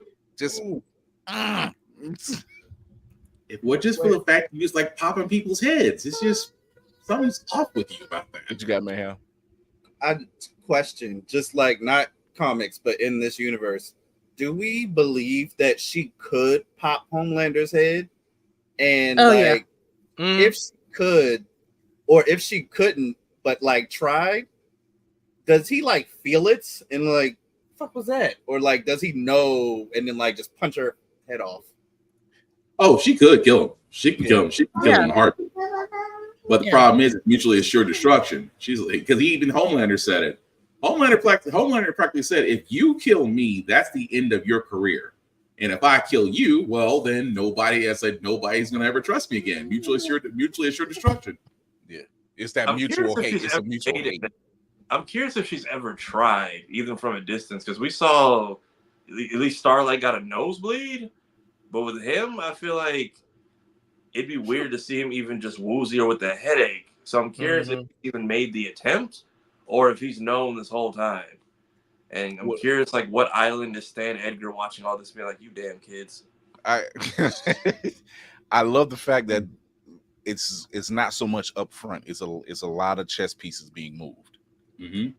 That with some messiness involved. Well, she can't kill him because she needs them in play in order to bolster her position in the White House. She does need them to exist. And if anybody else takes Homelander's position, it's gonna fucking dissolve. It's gonna turn to shit. Yeah, like I was gonna say, it's the same in his position. He needs her to keep his position in play. It's almost like we have to work together. However, we don't like each other. So we need each other, but yeah. I do love the fact that Homelander has a cult now. And everything is kind of echoing what's in today's society, which is interesting because those very same napkins are offended. It's called MAGA. Yeah, those same cultists, just like a real cult, got sacrificed. Goodbye, Todd. You won't be missed. I like the irony that Susan Hayward basically starred in 2 shows involving superpowered beings that could go either way. Because she was Dina Pilgrim in Powers. She was the other detective along with Christian. And I was like, that's incredible. I was like, why does she look familiar? And it didn't dawn on me until I mentioned Powers earlier. I was like, shit. She was Dina. Was she considered the token black person on that show? No, far from it. Okay. See, that show came out at a time where there was a want for the show, but there was not easily accessible neither. I can't remember. On the PlayStation Network. Yeah, it wasn't easily accessible. Like people. I've never heard of it. Yeah. I think it was 2 seasons. I think it went 2 seasons. 2 seasons, and the show was amazing. Yeah, that show was amazing. Brian Michael Bendis wrote the comic, and it's actually one of my favorites because it has a noir vibe to it. So people are like, "Yeah, The Boys is great." Unless you've seen Powers, you genuinely can't make that balanced comparison. Like it was, I think if you didn't have PlayStation Network, you could see like the first, I think two episodes. 2 episodes, yeah. But yeah, you like people. There wasn't a lot of buzz because it was on it was on PSN. It was it was PlayStation trying to be Netflix at the time. Yeah, and I appreciated him for that. And I think what I liked about Powers was everything was focused around a mystery: who killed Retro Girl. And then it's when you see everything flesh out, and you just, oh my gosh! If you ever get a chance to watch it, go watch it. It's worth it. I'm pretty sure it's free somewhere now. It might be on YouTube, to be honest with you. Somewhere on the Grand Line. I also keep seeing people say that like Homelander is officially worse than his dad because Soldier Boy was a douche, but he was only like evil to those who he wanted better of or respected. He didn't just go around just like. I'm going to use the phrase that Jensen Ackles himself has used playing Dean Winchester. Soldier Boy was a dick. Yeah. He's like, he was a dick, but he was a dick to people who were around him. He didn't just go out and just like torture innocents and zap civilians, whereas your son is now terrorizing the planet and also has a coup forming inside his own team because everyone can't stand him. But the funny part is he did Soldier Boy did go up to Homelander and sit there and said, "I wish I raised you. That way you wouldn't be such a And then the fact that he is not a god and dealing with the fact that you do get old and you can get hurt. You can bleed. Can you bleed? As shown by the gray pubic hair. Wow. I have to check it. Crackle. Okay, Crackle is easy to get. Yeah. Mayhem. Really? I mean, pretty much it's a 20v1 right now. You did it to yourself. I'm just hoping the trade-off for Mother Milk I just hope the trade-off for Mother Milk not getting violated this season is watching our team self-implode from bad decisions. Because again, not to repeat Mayhem, not to sound like a douche during the month of June, but who's this NPC I don't give two shits about that has Frenchie relapsing and keeping his best friend he made a language with out of the loop. We suddenly got secrets and are just giving each other the finger on the way out now. Well, I mean, Huey's always been on the fence, and strangely enough, Starlight is not as effective during the season yet. She's kind of taking a back step. She has. I think she's gonna step up now that they came to her her office looking for the children in the basement that weren't there. That was wild. I'm like, yo. But the second he's like, "Where are the kids?" I'm like, I know where this is going. Pizzagate. Woo! Pizzagate. The wilder part about that is like I've eaten in that restaurant before. Like when I wasn't there day of, but like I was like, I'm sorry, what happened down the streets? What? So when that happened on the show, it was just like, oh no, I don't like it. Real life stuff. I was like, no, Also, my gosh, as a born and raised Floridian, thank you to whoever took Firecrackers podcast and put a Ron DeSantis sticker in the back of it. That was so wild. I'm like, but see, like the producer said, we're making fun of this group of people, and it's taking you 4 seasons to figure it out. That says volumes. All you have to say is when a certain pretend to be news station finally gets insulted, it does a full-on editorial about the boys and says that we ought to sue. I'm like, no, that's accurate. Yeah, okay. Like, you can't get mad at the truth, right? Isn't that what you report the truth, right? So I don't know if we're gonna see them this season, but theory is that the key to beating Victoria is gonna be I feel so bad I'm forgetting our sister's name. Our main girl from Gen V. Marie. Yeah. Marie. Everyone's thinking the girl who controls blood. Because let me shut up. I mean, they did say that the current season and the next season of Gen V would run concurrently. So apparently blood the thing about it is that if for all those that didn't see the end of Gen V, you saw Billy's character show up. It's like he finds the kids that are in the Infinite Force. So the final season of the boys is gonna be something else. Yeah. So did he find them? I thought it was just him in the lab. He found the lab. He found the lab. He didn't find the kids. I was like, okay, yeah, he found the lab, but I mean, same area. Same area where they're at, but he did find the lab.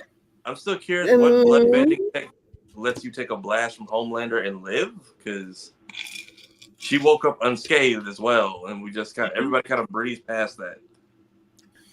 She's gonna be something. That's for sure.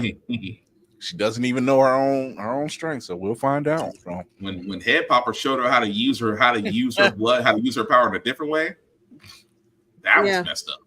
Right. That name alone. That was damn near Mortal Kombat fatality. So, well, it's that magic time, people. No. In Texas. Texas. Wrap-up protocol initiated, Captain. Yeah, it's that magic time where we look. She's just like, I am so used to this now. I know he's gonna have me. Yeah, I'm here. I'm on Wii. Oh, I saw Inside Out 2 tonight. It was good. It was so cute. Oh, I'm going this weekend. I'm taking the girls out this weekend, so we're going. The way you feel attacked during that film, and also happy, and you just have to sit there through the emotions they force on you, literally. That's why I feel. Oh, that is. Oh, I'm about my therapist. No, I broke through. I had a breakthrough. Hi. My name is Lady Mandalore, also known as Roomful of Blerds. You can find me using this on the things for the web, on the internets, Instagram, TikTok, Spill, Fanbase, Twitter. Nah. You thought it was Twitter. Shadowlands. I also have a podcast on Sundays, 7 p.m. Eastern Standard Time, where you can hear the lovely sounds of traffic in the New York City background with my co-host. maybe Montel. We are currently going through the indie comics of Blerdom, yes. And we this past weekend we did Powerland by oh my gosh, Othello Greenland. Why was I reciting the words after you said it like in a different voice while I was putting stuff together? I don't know. Like you guys were doing the thing, and I'm just like, and I was just doing the voice. I'm like, okay. I wanted to like, Kira, stop doing your voice like that.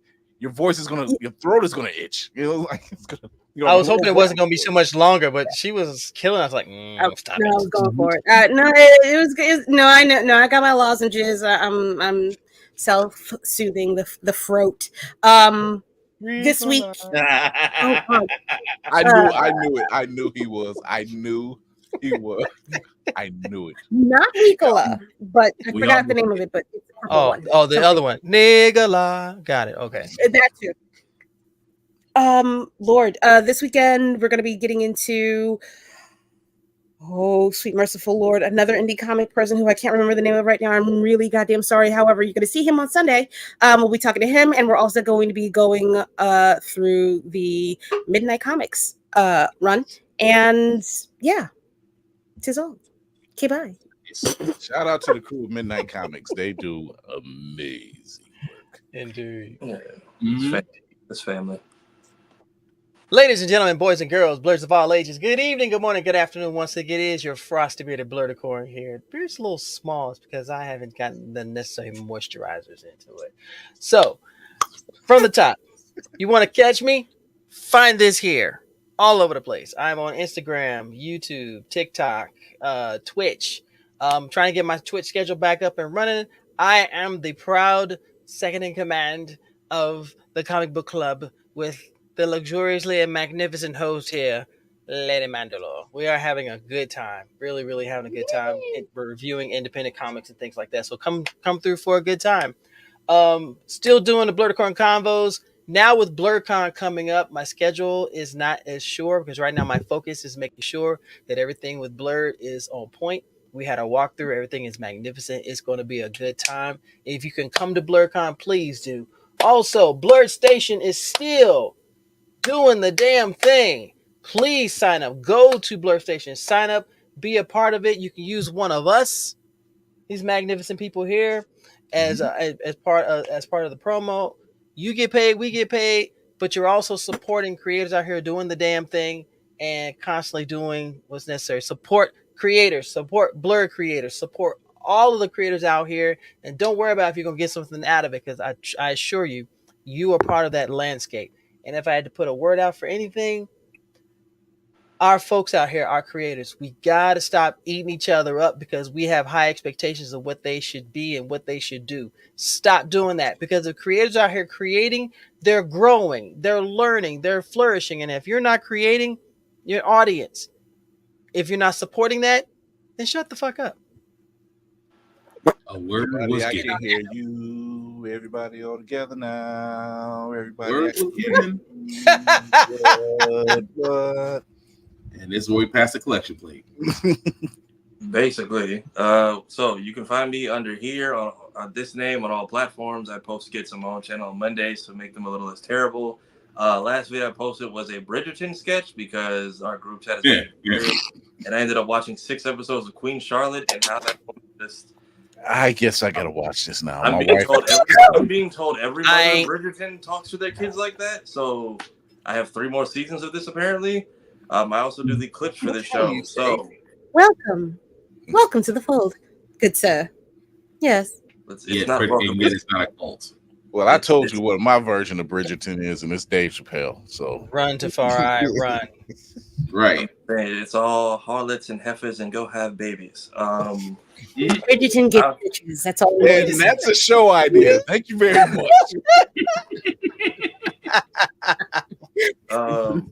Fists and elbows. Don't get Dan buried out here. I also do the clips for this podcast. I get it. Not everybody can make it to a 2-hour show or can sit through a 2-hour show. So if you just want to see the cool bits or you just want to see certain parts of interviews we've done, we do those Mondays, Wednesdays, and Fridays. So be sure to check out our in-between stuff or send it to a friend if you think they might be interested. We're all going to be at BlerdCon. Stuff TBD. I went to English. I know how to talk. Tipped. All words are made up. You're fine. Tipped. I have a degree buried in somewhere. And we are going to do Impress at DreamCon again. So if you're going to be in Austin, Texas, we are also doing a Deadpool and Wolverine watch party. It'll be fun. Also, happy Juneteenth. If you don't have off tomorrow, your job's racist. That already, but goddamn. I don't have off tomorrow, so oh well. Your job's racist. BetterWithBureau.com. My wife has off. I don't. Time and a half. I do. I'm like, what the hell? Check the laws in your state. And so here's the thing. Guess what's going to happen?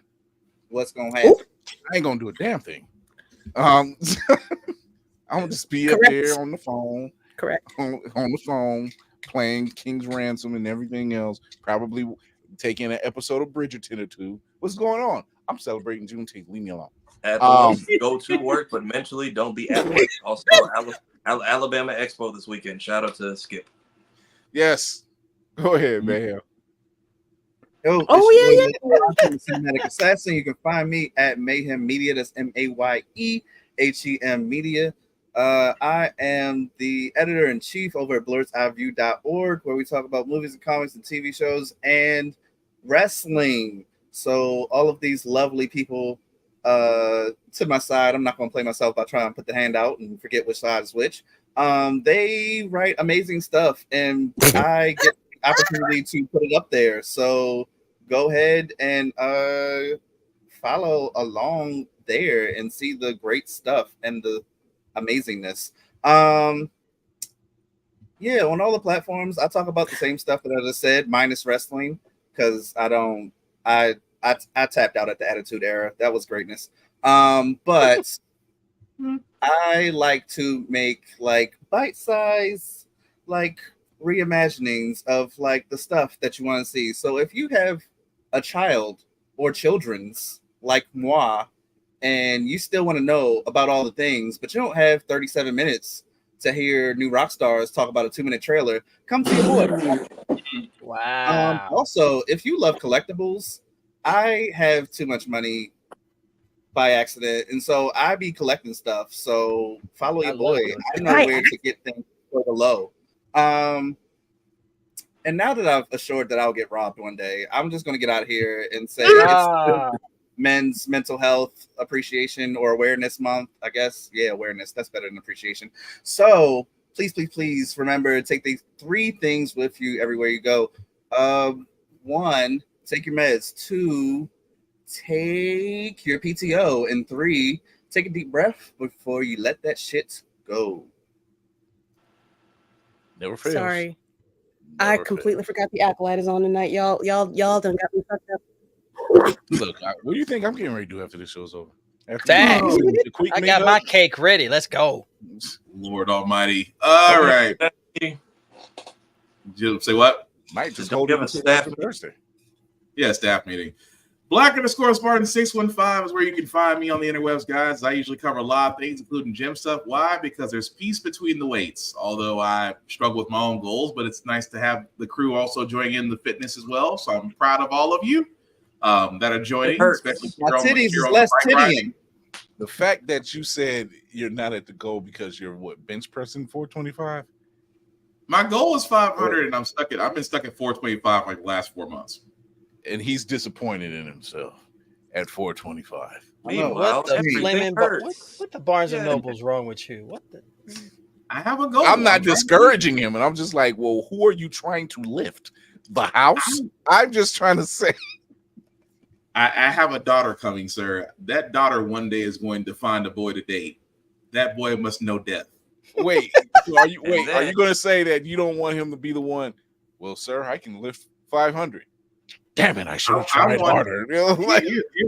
Here's how bad it is. This is just me. I want when my daughter brings that man up to the steps, I want him to feel my presence before the door's opened. Damn. That's what I want. What if he comes up? Intimidating, crushing fear. But wait, no, I have a sincere question. Because I've never had to deal with any of this because women. I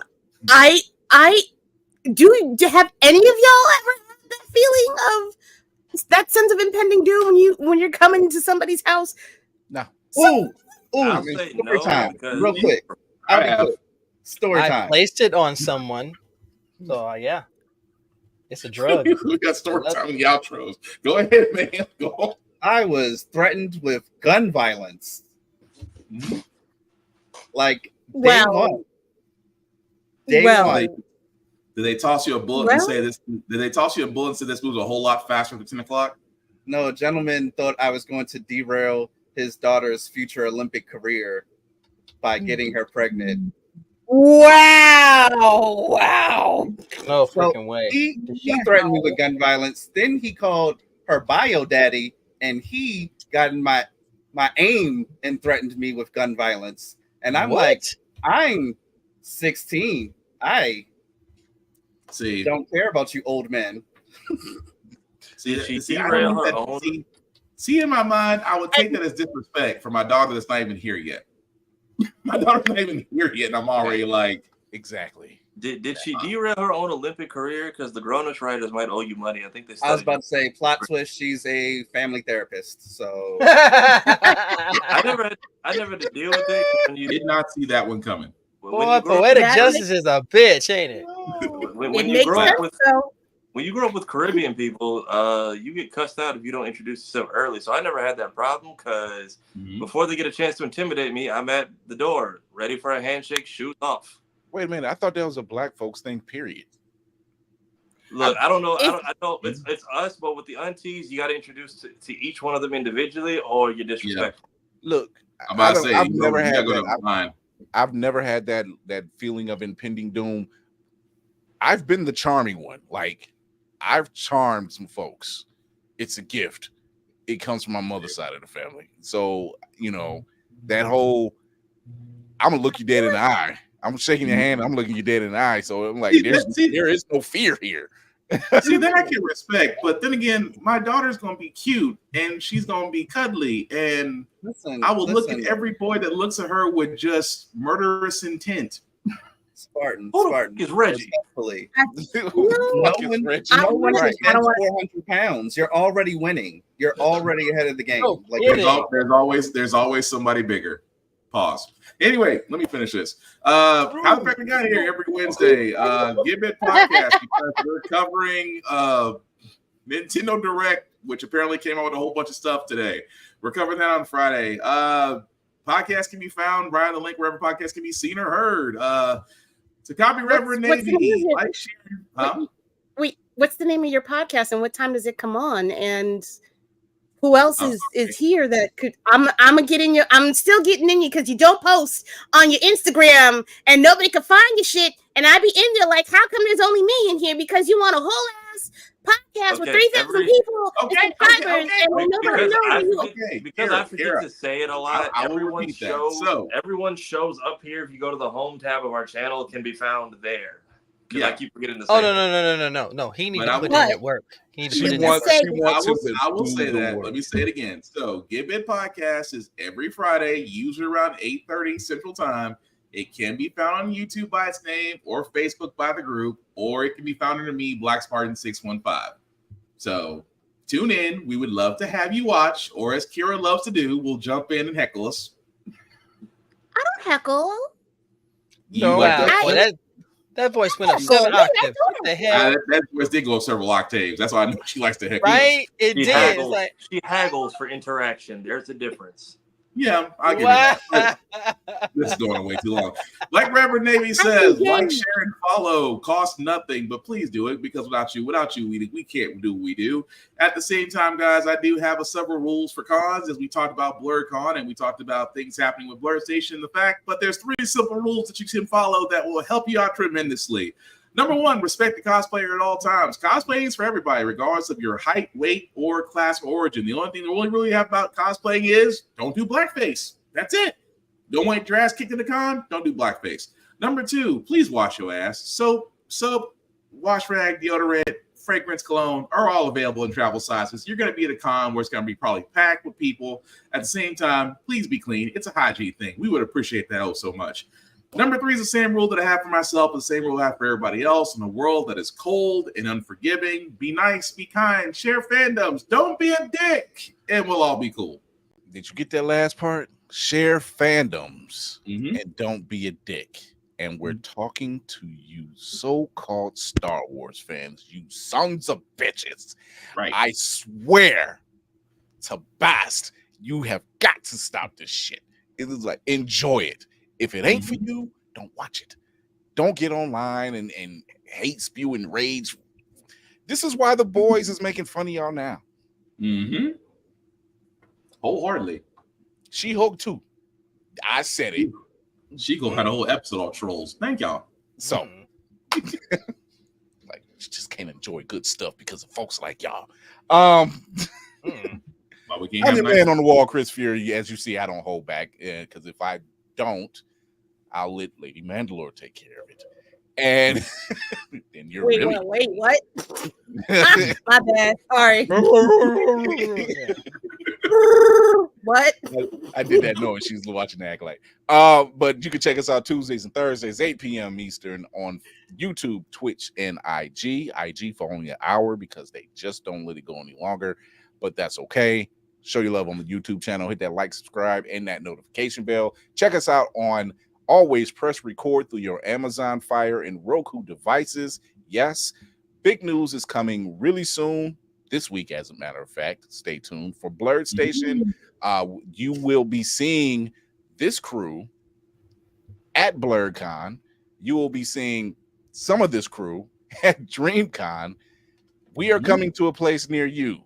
Oh, and one of this crew in San Diego. In San Diego. So we're all over the place.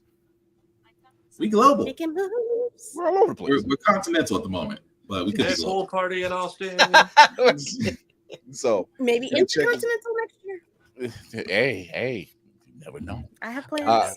So check us out wherever you can find us or wherever you listen to your podcast. Check us out live where you can see all the action because somebody might try to beep us or whatever. So join in the fun. There's a reason why we're not on Facebook. Too many restrictions. And too many bots. Too many bots. We're going to get out of here. We will see you Thursday. Remember to educate yourself and others, entertain yourself and others, and most of all, encourage yourself and others. I'm Chris Fury. Thank you to the crew. Thank you to our guest, Micki Janae. Go check out her book of Blood and Lightning. Check it out on Barnes and Nobles. Shout out to Martian Blueberry for Unlimited Black Dads, the League of Unlimited Black Dads. It's now in theaters now, I guess, praying for the movie starts, and they actually have coloring books out now. So wherever you can find them in your area, go support. Shout out to Love Jones, Carl Jones, and the entire crew over at Martian Blueberry. They've always shown us support, and we've always done them in kind just because we enjoy their quality of work and what they're doing and putting out there. So that post that they made, those trolls in there and bots are absolutely ridiculous. And notice there was not one response to none of them. Right. So until then, we will see you Thursday with our special guest. You'll find out who. Also with special news coming out earlier Thursday. So stay tuned for that. Until then, we will see you later. Bye.